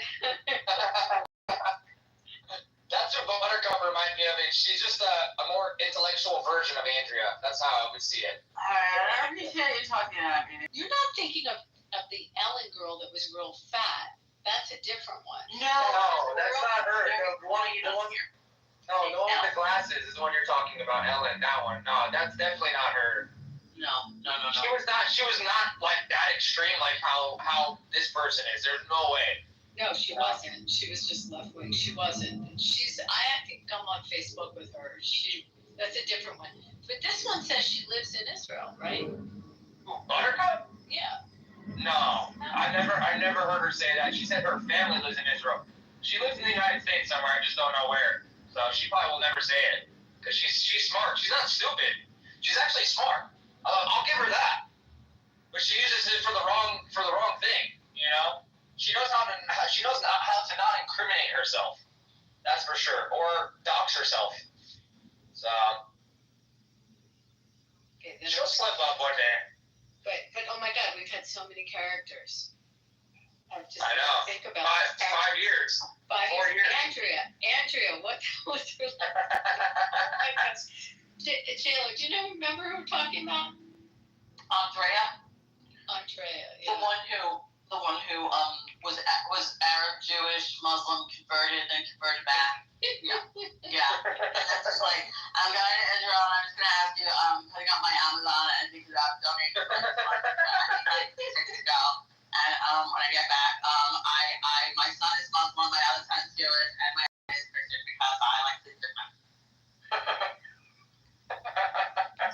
She was doing like live videos on TikTok and she would be like eating in the middle of it. Yes, like a big That was the first I learned about blocking. I think that was the first person I ever blocked on the app. That's hilarious. And then she got platformed on TikTok also. But we'd have sightings. Then before he became Zadie, when he was the first one that was Monica that had his Henry, like we'd have sightings of her. And then we had a WhatsApp group, and there'd be like a message of she was sighted in a room. I mean, that was crazy. She was probably the worst. Who, Andrea? Yeah, in those days. Carson Cock-a-doodle-doo, whatever the hell her name was. Yeah, whatever. And then someone came in here and they're like, I felt so bad for her. I donated to her GoFund. I bought her some stuff. And then she freaking kicked me out of her room on TikTok. I'm like, oh my God, you donated to that? Okay, whatever. I give up.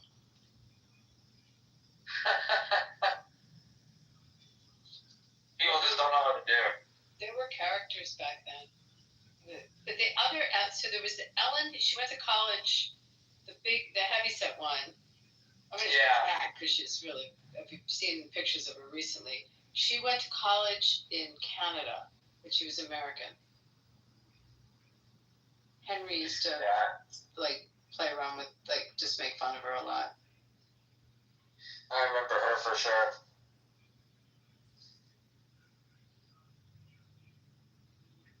There's other people, just can't remember everybody. So many of them.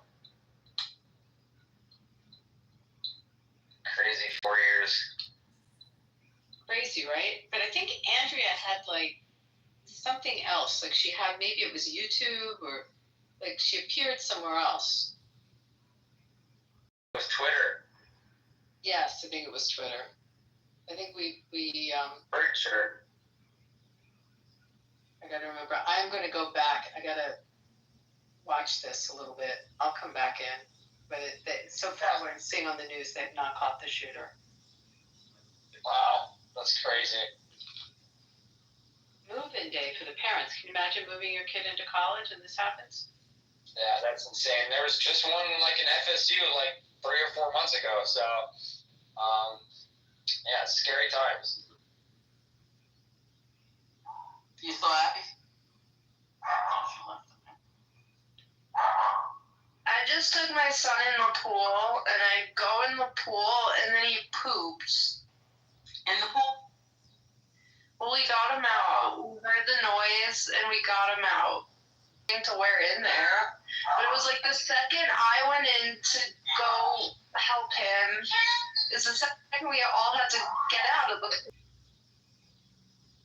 So is there another room BB is a wiener? Is that what it says? And is Julian saying, did someone say that Buttercup is L? Is that it? No, I don't think she is. I don't think so. Really? She sounds like her, but I don't think so. But do you know what L I'm talking about? Yeah. don't know. I don't know. I don't think it's That has to be her. Yeah, that's her. I've been thinking it's her since. Yeah, that's her. So why did she recreate her whole invention of? Why did she just come back as well?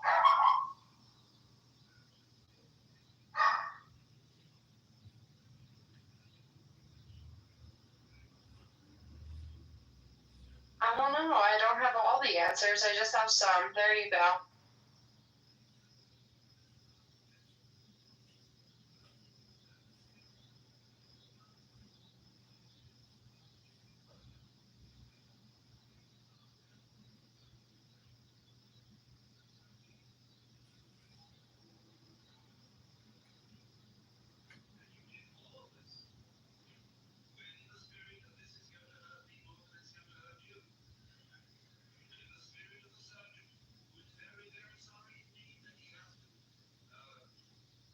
I was just gonna shoot up her name and go, "Hey, L, question for you."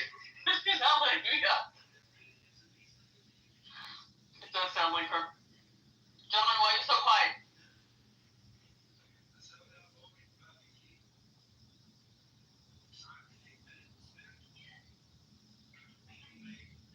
I'm probably gonna get off here soon. Yeah, let's end it. Yeah, no one's here. They don't give a shit about this, though. I'm ending. BB, we're gonna end the room, I think. Yeah. There's a whole room of That's that. just through the roof right now, but I just went in there. And that girl Sarah that's been sitting in our room too, boom, right away, attacked me. But I gotta watch out for these people. I don't really pay attention to them. Sarah with the you know, the one with the PTO that has like a statue of a head and then there's like a puppet on the top. And you guys think you're helping the Jews? You have this vile pig on here. Sarah, you're a pig. You're a scumbag. You need to do some soul searching. You guys are hurting the Jewish people. You're not helping the Jewish people. You guys are part of the problem. They want to hurt Jewish people. That's the thing. They do. Yeah, because these people didn't have attention as kids. And it's like the guys that we know are cops. They were the guys you picked on in high school. They became cops. These are the losers that in high school and grade school got picked on, and they're on a vocal up, and nobody knows who they are, so they can act like heroes on here. That shit's crazy, bro. Bro, it blew my mind to hear this guy what he actually said. What? Yeah, report it. Oh, okay. Guess who's supposed to be the friend? Mom. Oh, for sure, Mom. And that's the problem. Those people try and make us Jews that are strong look weak. That's the problem. I want to separate myself from those people. But there's very problematic shit, and they're scum. They don't have a clear vision. They're all lost.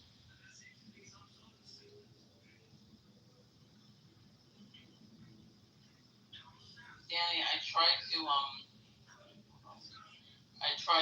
Okay, so can I don't know how to approach this situation, but I feel like I have to approach it. What's that?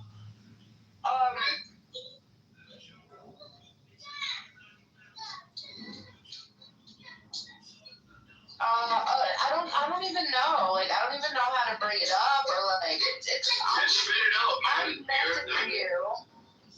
Okay, about it. It's like, and yeah, I think. Yeah. Come here.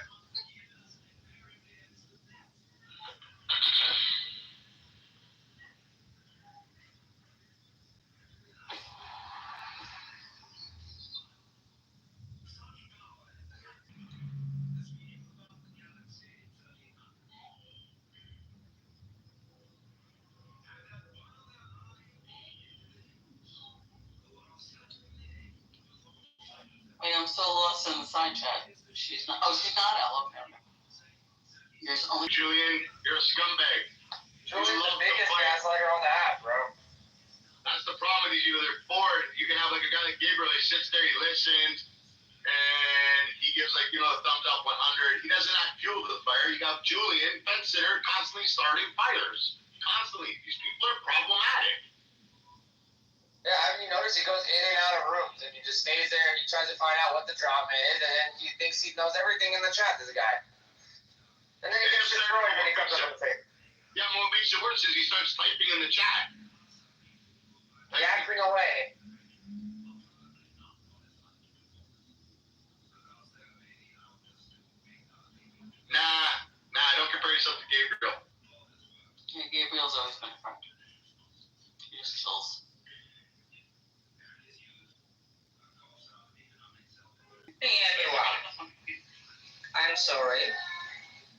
he want to marry with someone, the white people.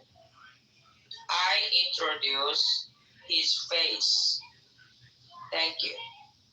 Wow, amazing. Thank you. Yeah, so beautiful man. So pretty man. Pretty boy. Yeah, his face is very beautiful with cry. Oh, thank you. Thank you for the compliment. You're welcome. Always. You're welcome. This is very normal for Asian area. Okay? How do I say thank you in Hindi? No. I'm Japanese. You're Japanese? I'm Japanese. Can you speak Japanese to us? もちろん私は日本語がペラペラですけれども、何か質問でもしていただけますでしょうか？ Wow, amazing. So I need to say to you, the white people or the European people or American political people, this type of man is very poor, okay? The education in India, you can search, investigate. Okay, thank you. Why you want to say that, Jay? Yeah, Jay, why you want to... Hey, Jay, why you are saying that to me? I'm so stranger to you. Hey, Jay! Hey, What are you doing? Hey, Jay! Konnichiwa. Woman is woman. Okay, woman is woman. You have pussy.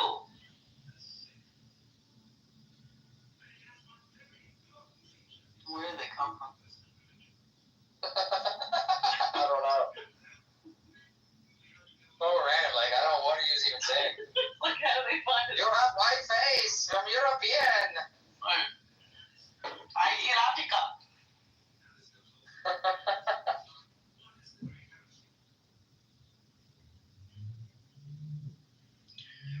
Danny, are you here? Yeah. Wait, did you send me a message?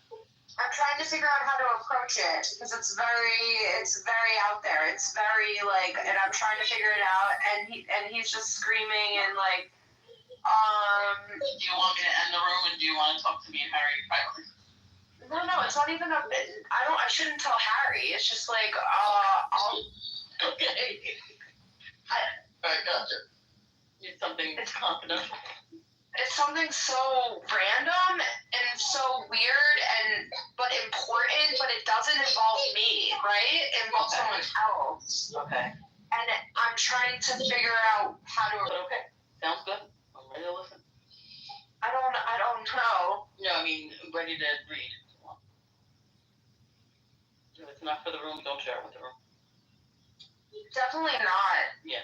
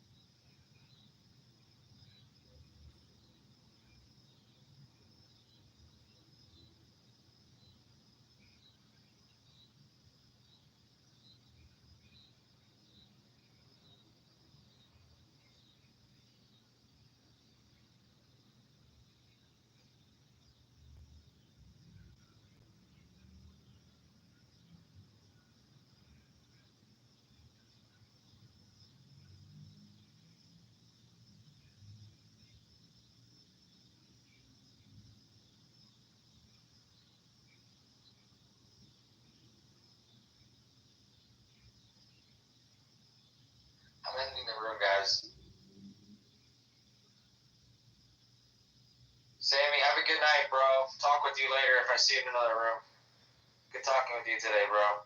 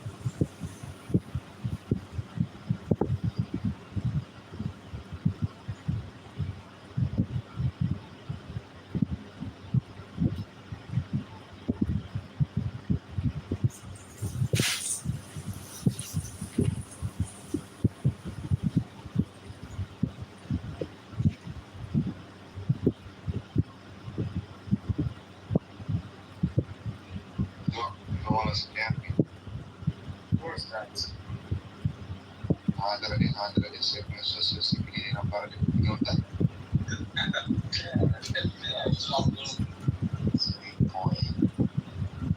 Seems like you might disagree with me is that is one of trust.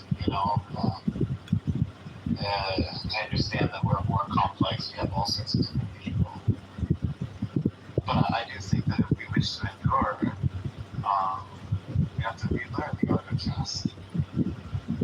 Not just in the laws and leaders, but we really have to learn to trust one another. So I think simple things like neighborhood volunteering, making it mandatory that twice a month the parents of kids in classrooms meet with the teacher. And that's going to solve the problem which we're discussing today, or are you trying to bring up an issue that has nothing to do with the topic at a time when we're short on time and there are a lot of people trying to still speak? Well, I think this is a fundamental problem. But you can disagree. Okay, I'm not disagreeing that it's not a problem, but I am disagreeing that it is has anything to do with the topic at hand, and so I'm going to abruptly, and I don't mean to be mean-spirited about this, move along to the next caller who I know will take us right back to the topic. Barbie. Well, yeah. Too much pressure, yes. Goodness. Well, my reaction is, how bad do we want to? Are we willing to speak? I think it's but it actually isn't that far from what we were listening, and that I'm just like in this room, we can listen to each other and try to people's nerves, that there are definitely people here from various people, and the prerequisites actually to show up. I do think that our country is a really big, massive dysfunctional family, and you really have to make a decision. I can say it's person family, very, very, very close. I disagree really strongly on certain issues. These are not people I can go no contest with, nor do I want to go no contest with. And so, what does that do? I've made a choice that forces me to actually recognize that there's a reason why and I have to listen and find out what is your worldview? Why do you do this way? Makes no sense to me, but I do know who you are as a person. I know you're a good person. So why do you think the way you think? And it really forces that conversation. And so I think that the Republic can be saved, but there really does have to be that ability to recognize that other people have a different perspective. I'm not saying it's whataboutism or that it's all equal, that both sides are all the same, not at all. But the truth is, there is a reason why other people disagree with us, and I really fundamentally to recognize that might help us. That's a little bit idealistic, I realize. So putting feet to that and making that happen, that actually involves voting. It involves having conversations with people that are not shouting matches and doing our best to convince them. The thing that does concern me, there's two things. One is, as someone mentioned earlier, the entire country is being very manipulated by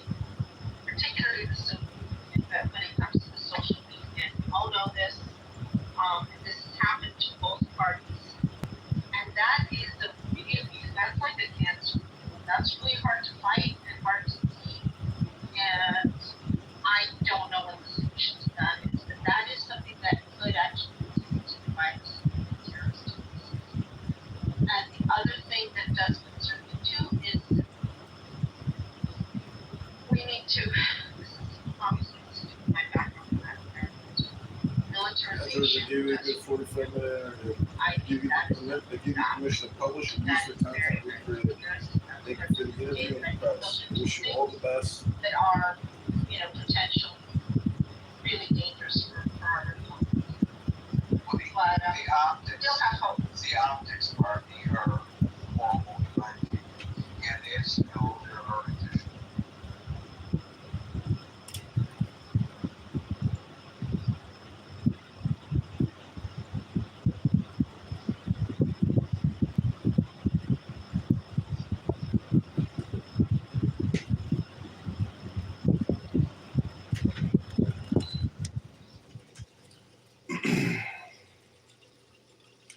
Hey everybody, this is candidate Congressman John Kitover at johnforcongress.com. I want to show you George Diehard. I've been having a never-ending back and forth with George. He runs prairiestatereport.com. His Instagram or his X account is George Diehard.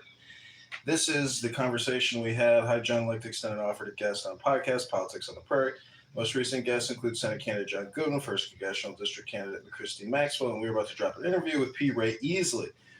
We are a conservative political bloc dedicated to giving all Republicans a voice. As such, we're trying to promote our statewide and congressional candidates. I look forward to hearing them. Okay, great. My number is 302.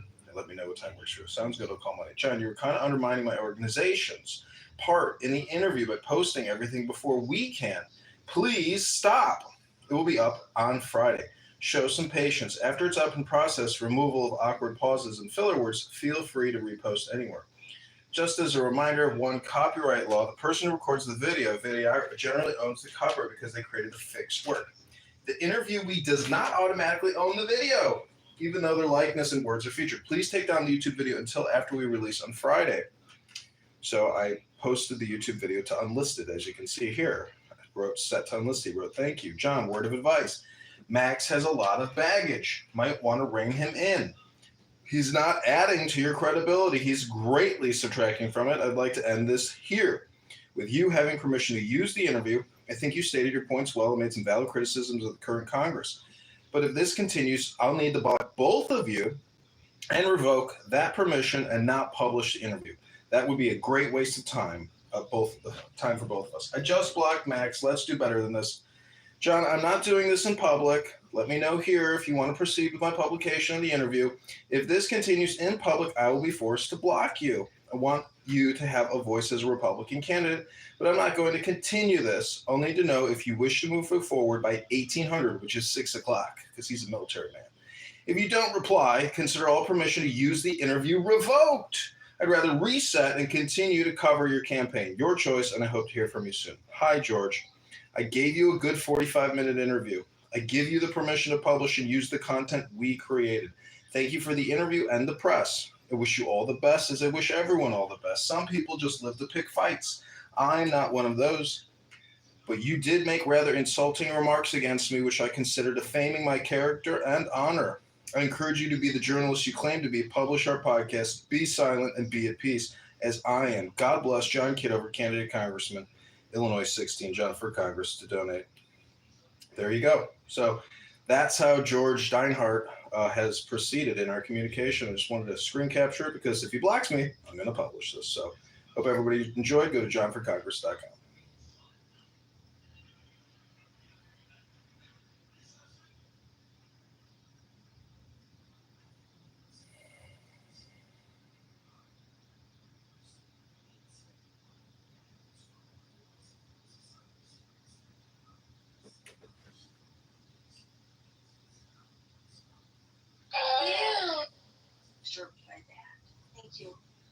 Remember, we faced this once before.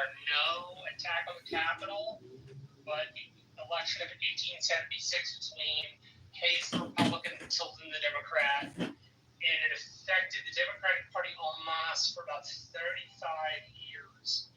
I agree, Marshall. I agree. No, I was just trying to. Please, I know you want to interject history, and Marshall, I wouldn't want anybody other than you to teach me history because you are so smart. However, I'm not interested in what happened then. I'm interested in what's happening now and how it affects us now. I'm already, Alan mentioned impeachment. That's wonderful. You know something? I agree with him. However, impeachment is how the Republicans got the midterms because they were going to get even with anybody who wanted to impeach Donald Trump.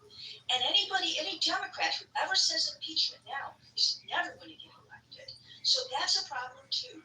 But I appreciate what you're talking about in history. I am concerned about today, though. I truly am. Thank you, Meryl, and thank you, Marshall. And as promised, Les, you get the final word. So, in terms of gerrymandering, I think that's a big problem. And basically, politicians shouldn't be able to pick their own voters. But it's not just one party or the other. In Illinois, the Republicans got 44% of the vote, but they only have 17% of the seats. And state after state, you have the same issue. And I don't know how you would do it, but I wish we didn't have gerrymandering. I'm really concerned as well, Les, and if Texas is successful and California is successful, it's going to be a net no change in Congress, probably. And if one is successful and the other is not, then it will have a change in Congress, probably. And if neither of them are successful, it's not going to have an effect either way, except we're going to have people threatened with being arrested for not showing up for a quorum or something like that. It's really, all of this is very unseemly. Nobody said democracies or republics are clean. It's a very difficult path that we take. I guess if we had a supreme leader, we might not like the edicts of the supreme leader. We might not like how the supreme leader forces us to bend to his or her will, to their personal benefit, but it's cleaner. And we wouldn't have these kinds of forums where we argue with one another or discuss different viewpoints because the supreme leader wouldn't allow it, and we would just have to accept that. Surely, no matter where one stands with regard to what's going on in the executive branch today and in the legislative branch today and the Supreme Court branch today, I don't think we want that kind of cleanliness at the expense of the loss of our freedom to dissent. And there is a real danger, I think, in the direction in which we're going now. The people are being shut down for their dissent. And I think we have to be very cognizant of that. And speaking about shutting people down for their dissent, I'm shutting down the chat in the room, but I will not shut down the chat that's open 24 hours a day, 7 days a week on Facebook Messenger. So click on the link above and join and have at it there. Folks, we are here Monday through Friday from 5 p.m. to 6 p.m. New York time. So until 5 p.m. New York time tomorrow for the next edition of the Critical Thinking Forum, everybody be safe, everybody be well, and peace out.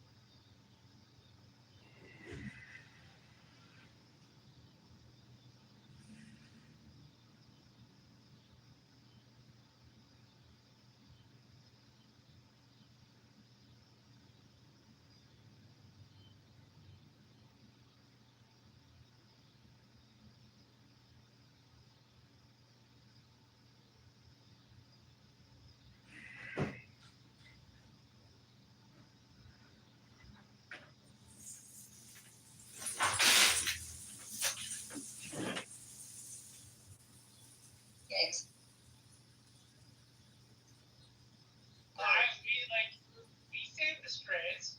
I feed like 8 strays every day. I don't like it because like it's Wait a second. like it's Wait a second, Rankin. No, I'm not gonna bullshit you. He fattens him up and then he hunts him. No. Marshall. Wait, so you hunt for food? You hunt for food? Yeah, that's as a kid. Mostly hogs. You can turn them into great tamales, and it's like one of the 2 animals in Texas you don't have to have a hunting license for, right? Like if you're gonna go hunt rabbit, you like if you're on a big piece of land, you don't need to tell anybody, but most of the time, like you actually have to get a license to hunt rabbit. So like I'll hunt deer. Most of what I do these days is bring friends out. But if I like wild turkey, it makes like great turkey stew. So you can catch me during spring and winter turkey season, and I'm like a fairly big fan of that. Marshall, you know that turkeys have been designated the stupidest animals on the planet. You know that, right? I don't know if they're stupid and they can fly like 35 feet. So you bow hunt? Do you use a muzzle loader? What do you do? Bow hunt? No, I'm not that good enough. I have a bow, but I'm really not that good enough. I use a 223 or I use a shotgun with turkey load. But I have to like borrow something 870 model Remington shotgun in order to like get the 3.5-inch shells in the damn thing. Okay. Yeah, I'm not good at muzzle loader. I tried a lot. I'm just not good at it. Muzzle loader is fun. It takes some talent. Okay, listen. We'll have the redneck conversation later with you and Hillary. Let me get my You wish you could hang at the deer lease with us. Come on now. Hell no. Healthy debates, guys. If being nice is free, why is it so hard? We have a poll up. You're on Clubhouse to make real friends. The car crashes. Business networking. I have no life. Let me still go to James Wu. Mia, how you doing? Mia Para, how you doing? And Hero is here. So this room's just been upgraded. Yo, AJ, that's a great PTR, man. I like that a lot. You look good in that picture. Big Bear's here. We got John Kidd over here. Guys, if you want to come up, raise your hand. If you're on stage, please ping people in. If you have a pink ticket, cash it in. Today's raffle prize is an all-expense trip to Marshall's Ranch, and you can hunt all the dumb turkeys you want. How about that? Well, that turkey stew certainly sounds intriguing. By the way, let me say this. I'm just busting Marshall's chops, really. And I say this with every molecule of my being. Probably one of the top 3 good human beings I've ever got to know on this app. I had a family issue. I reached out to Marshall to see if he could help because it was located, the issue was in Texas. This man did not even hesitate. Not even, I got things to do. Immediately got on it and helped a family member on it. So for that, I will always have love, respect, and admiration. Marshall's the epitome of what, in my opinion, what a man is. He stood up when we needed him to stand up.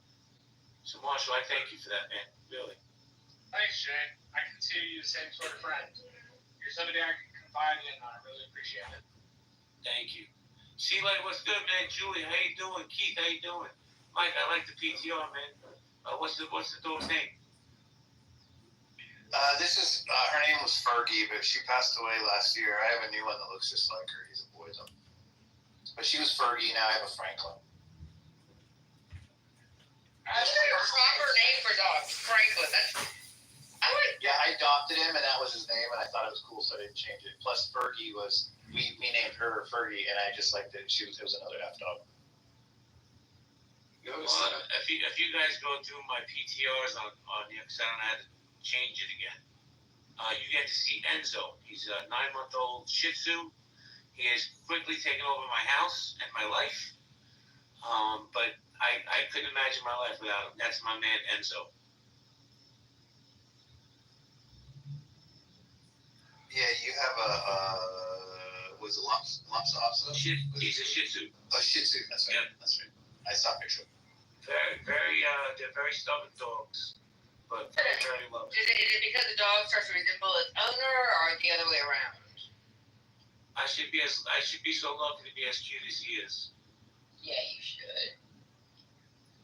I wonder who spoils their dog the most in this room. I'm going to say probably me, because I have Bella and she's a Yorkshire Terrier. Francie, you have no chance in this competition with me. I promise. She actually is not aware that she's a dog, and I would appreciate it if you guys didn't tell her because she doesn't know it. Your secret's safe with us, Francie. My buddy I was telling you about, who comforted me when I lost my dog, his dog's name is Bella. Massive, pure Rottweiler. Beautiful dog. It might be a form of spoiling, but with Fergie, I used to take her up Stone Mountain, which is illegal to take dogs on the top of the climate with her. But I put on a what do you call it? A vest. That one of those. That's this dog. What do they call them? Those fucking helper dogs, right? For people that are like, what do they call them? Yeah, I'm talking about. If you have Service dog? PTSD, service dog. I put a service dog vest on her. And then I'd walk up, and then if anybody said, "Hey, you can't have a dog up here," I'd say it's a service dog, and they'd be like, "What floor?" And I'd be like, "PTSD, Marine Corps," and I'd just lie just to get her up on the top of the mountain. And so she took many trips to the top of Stone Mountain, and she loved it every time. But it's kind of way spoiler because I braked a lot to get her up there.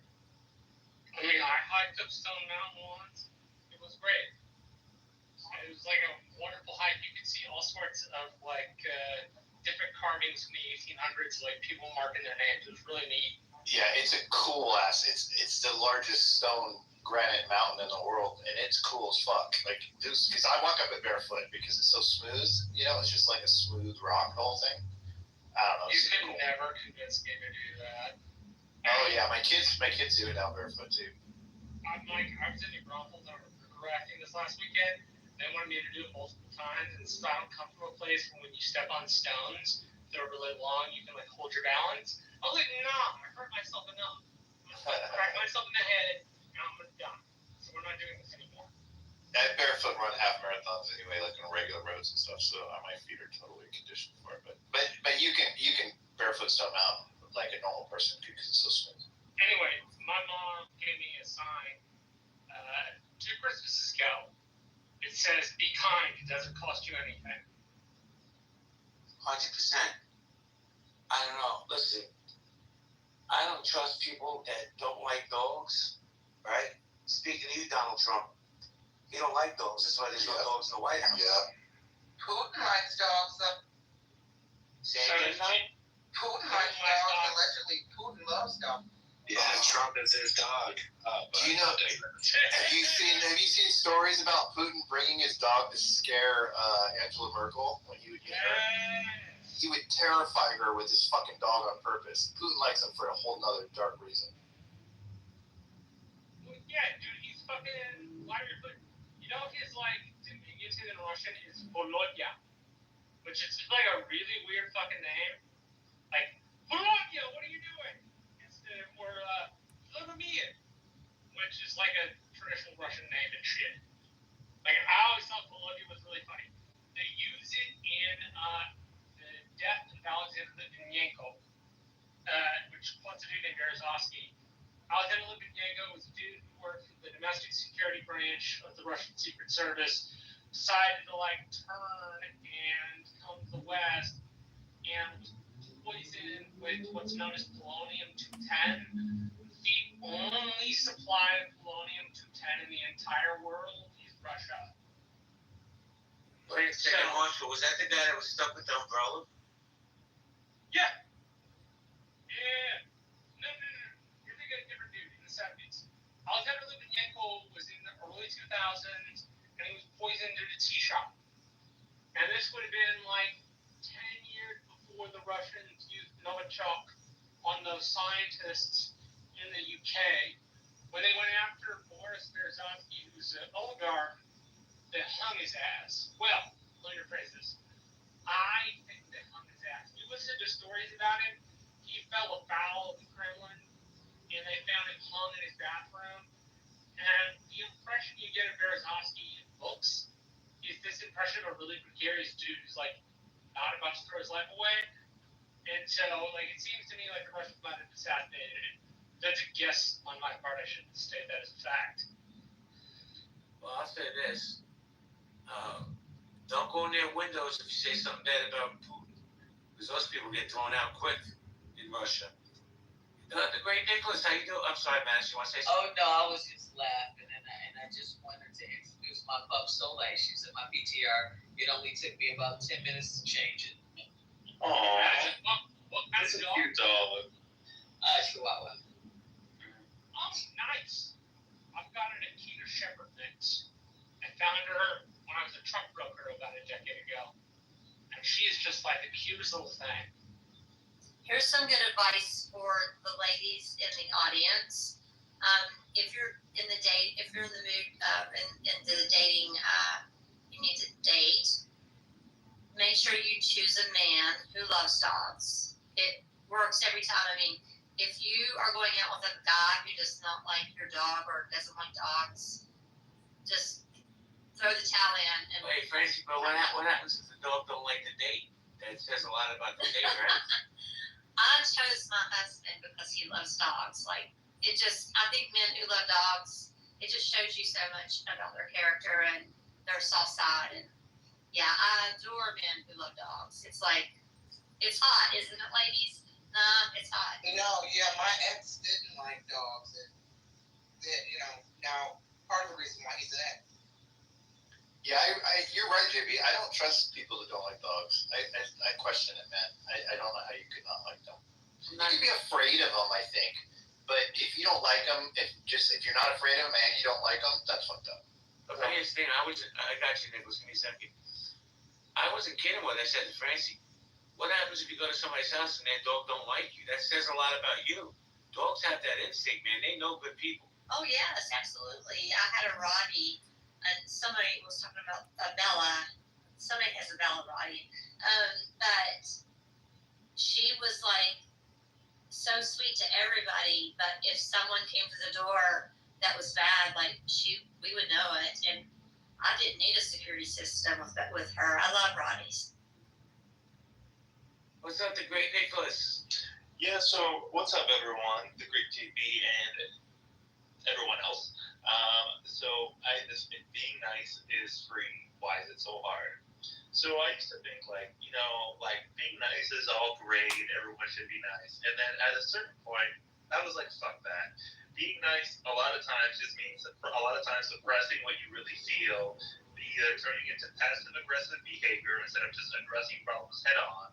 I think a lot of times it breeds a lack of authenticity as people try to fake nice play. Therefore, I was just like, a long while ago, I was like, fuck them, fuck their feelings. I'm just going to be myself, and if they have a problem with it, that's for them and their therapist. Do you think that nice and kind mean different things? No right answer, obviously. Just I'm curious. They don't mean the same thing, right? So, if you were looking for somebody to be nice, what would you be looking for? I got my list on that. One of my things is people who are understanding with my particular weirdness about history. If I can get somebody who's okay, that's not a deficit, I tend to like that person a lot. What's the difference is, one of those things for you? Kindness is more intentional, right?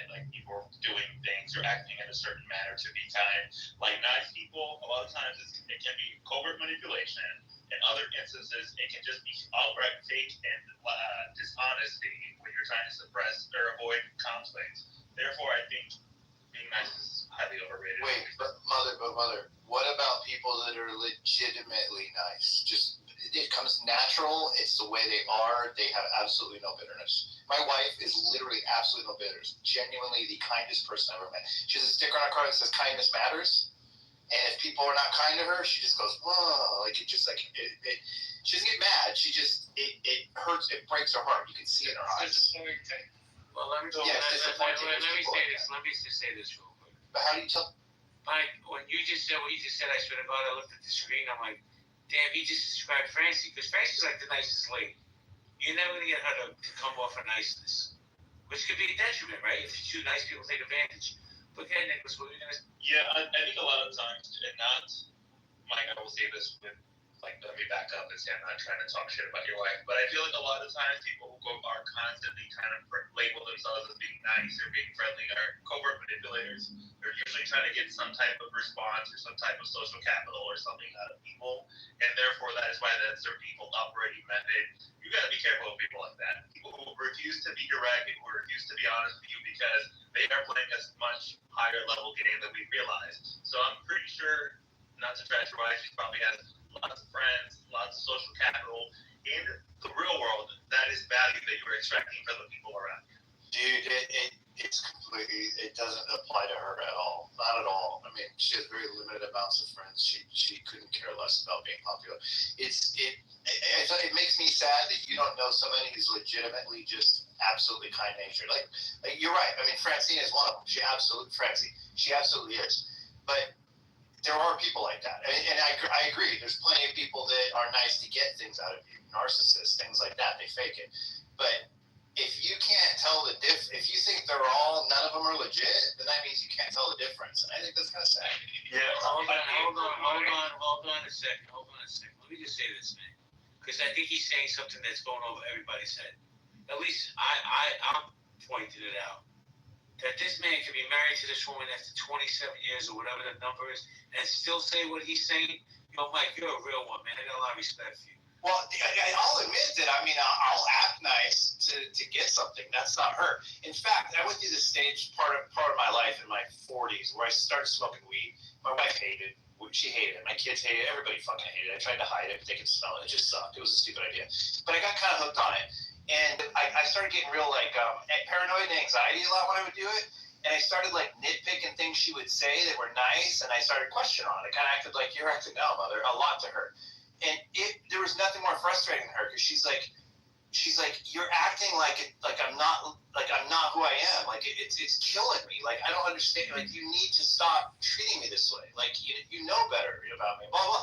And when I became sober and I got off and all that, and I got better, it was like I realized it. I was like, oh my God, I really was questioning her innate natural goodness, and it was like the most evil thing I could have done. It was just abusive. It was horrible. And so I know I'm not that person, and I know that she surrounds herself with very limited people, but they are just as kind as her, because otherwise she just doesn't find an attraction to them. If they're not genuine, then she can tell the difference. It's like a dog. A dog can tell the difference if you treat them nice or not. They can tell them. It's like an energy thing, kind of. I mean, more than anything. So I don't want to sit your wife because I feel like an asshole. Yeah. But part of me is also thinking she's your wife, and how are you really going to have a clear analysis? Maybe she's just so good at manipulating you that you don't even know it. Dude, right?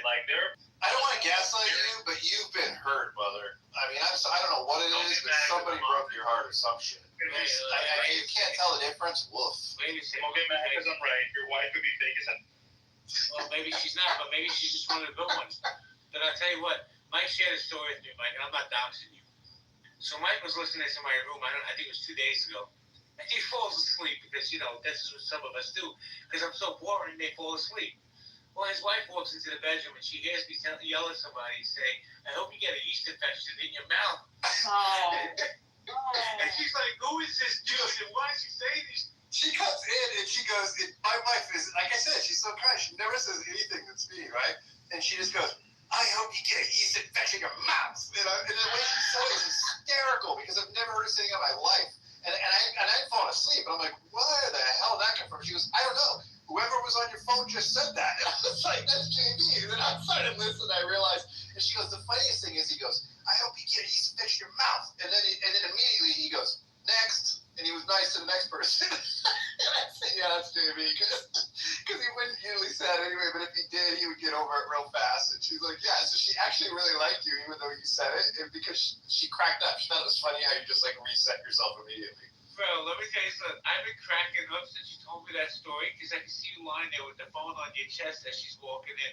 Oh yeah, that's all she heard. And then she said it she said it like mockingly, but then she's like, "What is that?" And she's like, "I cannot listen to people talk like that." Did she do a Brooklyn accent? I don't know. But she's like, I don't think I could not listen to people talk to people like that. And I'm like, oh, it's entertaining. And I told her the shit you were going through at the time with who the fuck was it, Pepe, and I told her what a dirtbag, racist asshole Pepe is, and so she learned a lot about my my clubhouse friends. Did you say anything else? Did you say anything about it, Jane? Hold on. Fancy, give me a second. Let me say hello to Janie real quick. Janie, what's good? I like your PTR. Thank you, JB. Well, why are you sissing me like well, they're obviously not. No, I was joking, Dan. I'm sorry. Well, I'm a little hyper because I heard your energy when I came in. So, JB, I don't know the answer to the, my answer to your room question isn't so important, but I love that exchange with you and Mike. Would you consider that content, JB? You know, like Pepe's one of his big complaints about you. He doesn't even have content. And like, he doesn't understand conversation between humans, JB. Like that. It's unbelievable, really. Oh no, so manufactured. Well, I'll say this. I'm gonna leave. I don't know why we're talking about Pepe here, because honestly, I really don't want to get involved in this stuff. It's low, like that. I agree with this lady that just said this, because every time you bring up this whole like disaster in Clubhouse, I don't want to hear about it. I want to live my life like we've heard. You know, these are things that I don't want to be around or associated. I'm studying their JP because it's really kind of embarrassing, and you also have to look at that from that perspective too, because you want to be constructive and move forward in a good way. So I'm just giving you 2 cents, and I'm leaving, but I mean that. The more you carry it on and all this shit, it's all noise, and it's not real life. Hey, see, hold on. Before you leave, let me just say this while she left. His name was. Nobody brought. One gentleman mentioned Pepe's name briefly. Nobody else brought. And it was a lighthearted story. I get it. I mean, I get that I brought him up, but it was Come up here to start some shit. Nobody else did. Also, like, I'm in rooms with her all the time. Like, they crash out in those rooms constantly. What are we talking about? Like, that is not the only place where people crash out. Like, those rooms crash out every day. Well, you know what? There was a valid point that was just made by Jane in terms of this word content. That was one of those. Madison, what is content? It's bullshit. Is what it is. They actually think that it takes talent to provoke arguments. What the fuck is that? It's nothing. It takes zero to spew vitriol. I mean, I go back to Howard Stern. Okay, I never thought he had talent either. Him, Wendy Williams, all of the shock jocks, Tom Likas, all of them, Rush Limbaugh, who just talk a bunch of shit to get everybody all up in arms about something, and it's all negative. It doesn't take anything to do that when you crack open a mic. They're not professional. They're not talented. And Clubhouse is just I don't know. I don't even want to say Hey, Madison, you know what takes talent? To cultivate a conversation about kindness. How about that? Let's have a conversation about kindness. Because on this app, there's very little of that. And in this world, there's even less. So good. That's it. Hold on. I want Fancy to go because she's been patiently waiting. Get Fancy. Actually, that's exactly what I was waiting to say, is there is a never mistake kindness for weakness, right? So people think I'm kind, and I am, and I prefer to be kind, but if I'm pushed or if you mess with somebody I love, it's not going to end well for you. So it's, don't think that I'm weak. Yeah, absolutely. There's a strength. There's an innate strength to it. It's just a quiet strength. So, JB, I know this isn't an option on the poll. It says you're on Clubhouse. I honestly think I'm on Clubhouse because I'm a remote employee. I spend most of the day in silence. And a lot of times, like, when I was in the office, I didn't have this app. I went on site for my client for 2 weeks, and I was so drained from talking to people all day, I didn't even open the app when I got home because I didn't need the stimulation, right? So I'm seriously on this app mostly because I work from home and you guys entertain me sometimes, or maybe I'll be having a little snack and listening to you guys, and then I log off and get back to work. But, like, that's pretty much it. Like, I think that's why I'm on. I think that would have been a good option. Passive entertainment. That would have been a good choice. Yeah, passive entertainment. Like a podcast. Because that's what I do for a lot, too. Yeah, same here. My work, I haven't worked in the office in years. I'm very lucky that in my capacity as an entertainment news reporter, I've worked my way to this position where I can work anywhere in the world. I can live anywhere in the world and still have my job. So I know that that's why I'm always, I can sit at the desk and work and have, Clubhouse playing in the background. But hold on, Madison, I hate to admit this, Max, but I used to be a big Tom Likas fan. Oh, I did too. Flash Friday, remember Flash Friday? I partied with him in Seattle one time, and he was fucking crazy, signing chicks' tits in this bar and stuff. It was hysterical. You know what? He was cool at first. We were the first affiliate to actually sign his show, WTSO in Wisconsin, and he didn't start out like that. So I just did. He got that way over time. So. You know, I'm just a veteran when it comes to talk radio and all of those elements, and I have seen the demise of my industry. So I take it personally. It's like, you know, all you have to do, and I refuse to do it.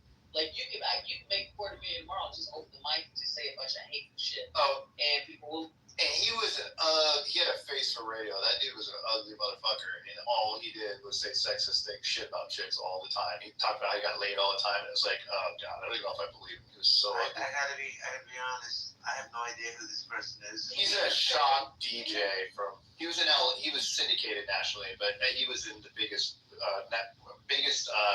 group in LA. He was the biggest DJ for a while in the 90s. And in my opinion, a lot of these so-called red pill guys, you know, was Kevin Samuels, Andrew Tate, all these guys that have similar rhetoric.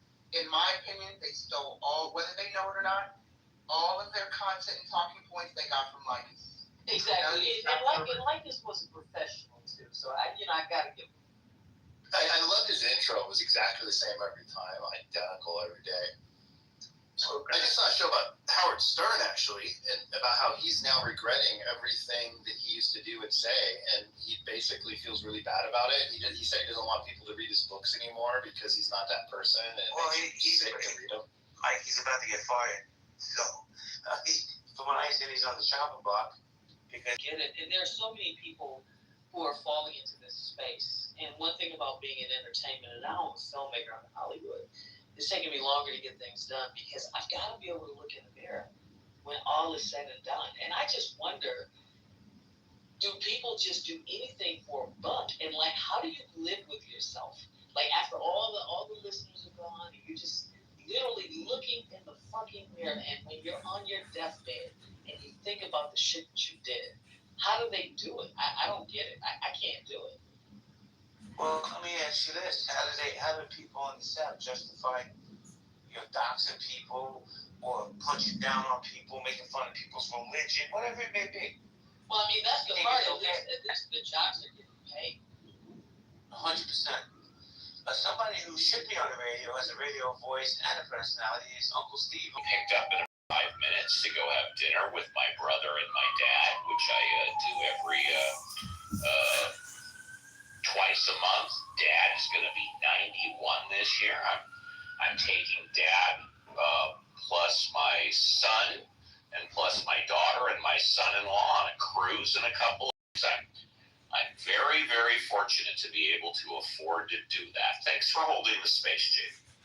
Oh, by the way, personality and a lot of my spiels come from Likas. They come from other people, and no, I don't talk about how you can go on a date for $40 and get paid, but a lot of his professionalism, his the way he spoke and how he spoke, a lot of that.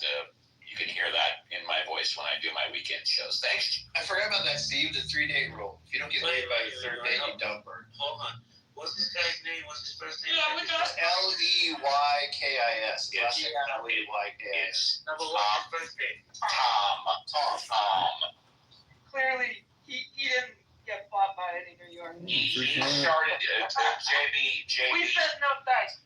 JB, he started off the first 15, 20 years basically doing politics and current events, but then he switched to teaching men how to get laid for as little money as possible and teaching women how men think, and he came up with Likas 101, which was once a week, class was in session, he was Professor Tom, and he brought his students in to teach them how to get laid for as little money as possible. For example, Jane or somebody just mentioned the 3-date rule and what Tom said, which is true. And this is back 10, 15 years ago. You shouldn't spend more than $40 on a date, and the reason is because there's no difference between spending 40 and 150. It's not going to increase your chances of getting laid. Now, there you go. JB, you asked if it worked. I can tell you this: he's ugly as fuck in real life, and I spent an evening with him, and he just signed chicks' tits all night. So apparently, it must work for him. And he was also married and divorced 4 times. Do you guys remember DTV? Dump That Bitch? What? Lakers fans don't remember that? When guys would call up and complain about their girlfriends and then Lakers would convince them, well, get your girlfriend on the phone, let's dump her on the air. Oh my God. That's wild because I started with Lycus, and that was 30 years ago when he started in Wisconsin. And he just became something different. Is he still in Madison? Is he still on the air? No, I don't know. No, man, JB, when I lived in LA in the 90s, the mid 90s. No. He went off the air about 5 years ago. He was in the middle of his contract, and they ate his contract, which was over $1 million a year, and he stayed off the air for 3 years. And then at the end of the 5-year period, he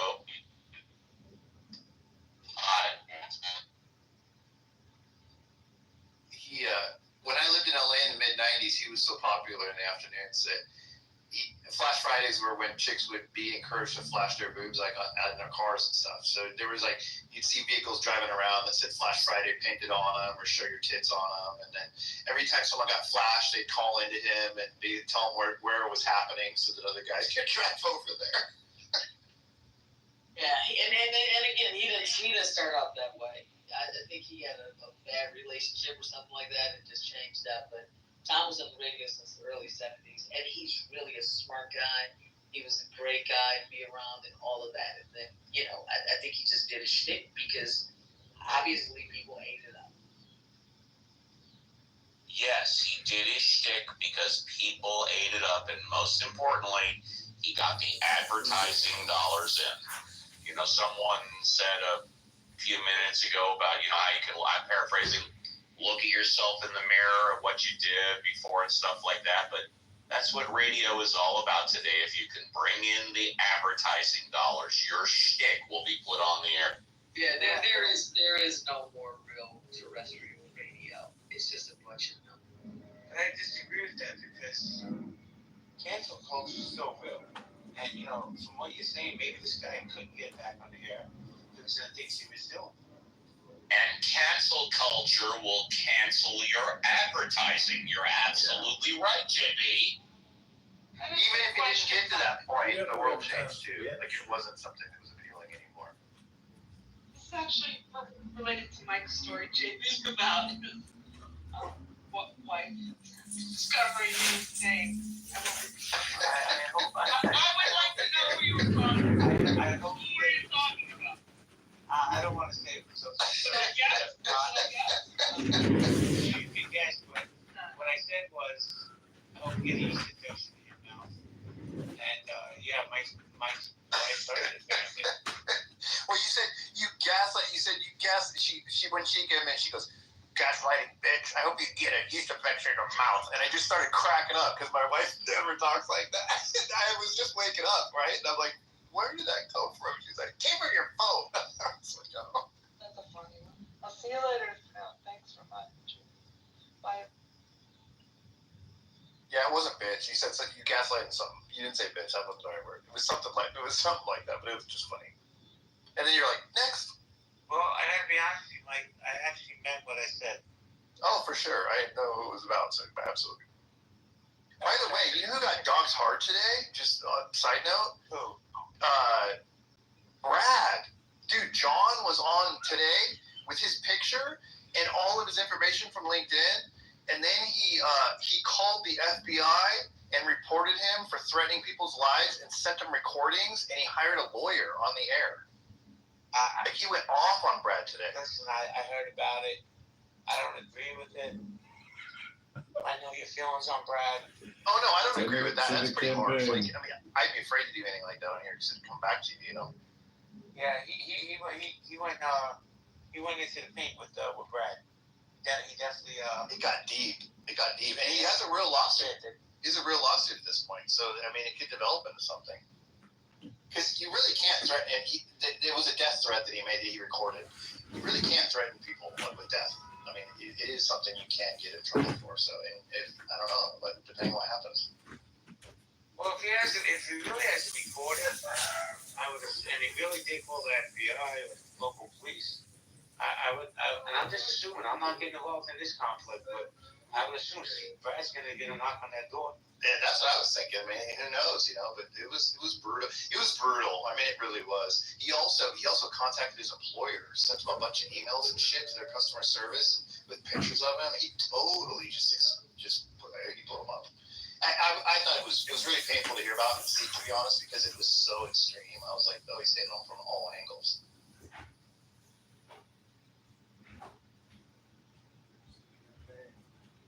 Well, I'm not commenting on that, so I'm going to take you back to the dog conversation. I've learned my lesson. I'm staying out of most. I don't want to get into it. I was just saying it happened. Really quickly, I meant to say this earlier. So my dog, my last dog, her name was Cersei. I'm really obsessed with the Game of Thrones books, right? So I named her Lady Cersei Bear, and one of the things I like to do when we went to the vet was when you had to put her name down on the sign-in sheet. When the vet would come out to the lobby and call the dogs back, I would put in Lady Cersei Bear from the House McGee. So I love hearing the workers come out and say, Lady Cersei Bear from the House McGee, like a real announcement, like we were in a castle. Just wanted to share that, just random. Nice. I love that. Nice to meet. I'm House Stark, by the way. Just want to let you know that. Yeah, so let's get back to that whole FBI thing, Brad. Mike? Dude, I don't want to. I mean, I didn't have anything to do with it, obviously, and I wouldn't personally do that. I don't like Brad. I'm not a fan of his, but I just wouldn't do that. I mean, personally, and I just felt like it was the worst doxing ever, to be honest. I mean, even if he didn't do everything he said he did, I mean, what I saw as far as like the LinkedIn and his emails to his work and stuff, and I didn't know where Brad lived either. Like, it turns out he lives in a different place than what I thought he lived, which is kind of weird. I was totally wrong about where I thought he lived. I think he lived up north somewhere, but he doesn't. Or maybe he splits his time or something. I don't know. But anyway, I don't know. It was a lot, dude. It was a lot. Somebody sent me a couple of the clips, and I'm like, I'm glad I'm not involved in this. And for, listen, now we gotta like, somebody like, when that crazy chick, C comes to the stage, when she gaslights and runs, I'm gonna let her know the next time she does that shit, I'm just throwing her out. Well, I don't give a fuck. I'm not tired of that shit. She is the craziest person on here. I swear to God, she's nuts. Like, I've tried to follow her logic and just listen to her before in other rooms, and no matter what room she goes in, man, she is all over the place. I asked her recently if she's crazy, and she kind of laughed about it. And I said, have you held down like relationships with people? Like, are you certified? Please God. Well, JB, every time she comes up, I'm compelled to put her down because I know what we're going to get. But because technically you are the host of this show, I follow your lead. So yeah, going forward, I'm always compelled to move her right back down to the audience. So if you decide to boot and block, I support it 100. Yeah, because if you notice, after I made the moves I made over the last 2 days, that room we had this morning, there wasn't one single toxic moment. There was no animosity. And we had a big room. And you know what? It was a great conversation. So for me, now, you get one chance. That's it. And then you're done. Because I don't need any of these people in my spaces. Anyway, let me say what's up to MG. Hey friends. MG, my favorite. And hey Moose, JT. Hey, Sorry, I'm driving, so I'm just listening for the time being. It's okay. I like the PTR you had up with the crown. So that was kind of nice. Yeah, I saw that too. What was that? It was a bat mitzvah. Yeah, This is story of mine. Good day. Anyway, I'm gonna go eat, guys. Nye, Mike, MG, Moose, you guys want to keep it open? You're more than welcome. So I'll come back after I eat. But if not, I'm gonna shut it down. Yeah, shut it down. I'm gonna go eat too. Actually. Yeah, I'm good with shutting it down. Thanks, man. It was fun. All right, guys. I'll open another room a little later. I look forward to you guys coming by. Take care, man.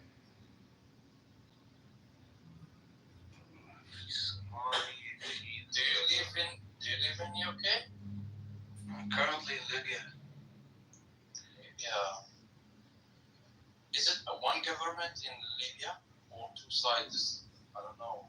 Like sometimes I hear. We do have two governments. Three governments? Two. Because we kind of divided because of the 2011 we had civil war, right? Like I'm not gonna call it revolution. Okay, but internationally, which one is official? The West one.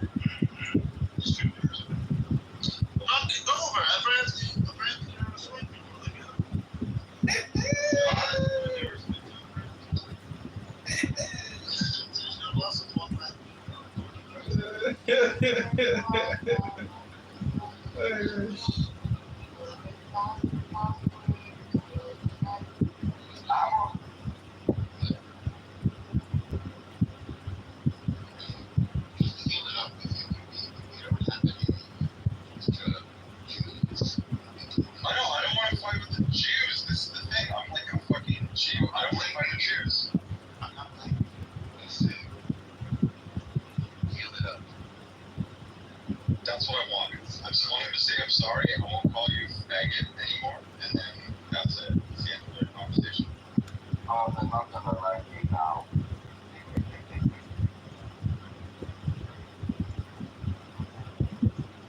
What? Where did you end the round? It's not gonna let me go there, lost.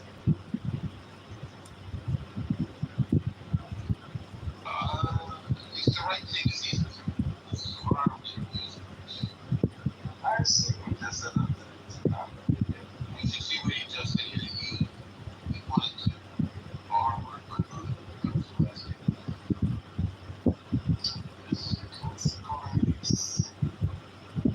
I mean, those dudes are like fucking insane. Like, they're so sick.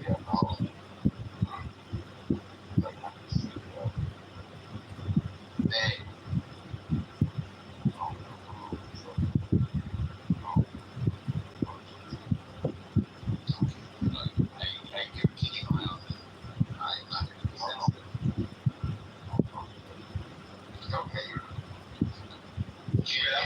I have a question for you, David. Okay, so are you gay?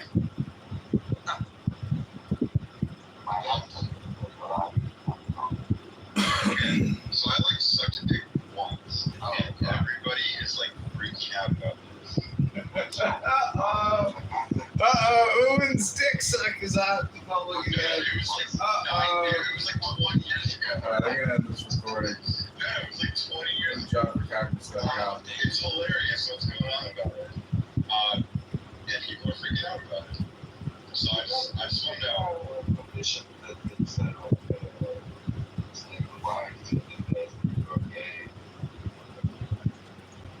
That's like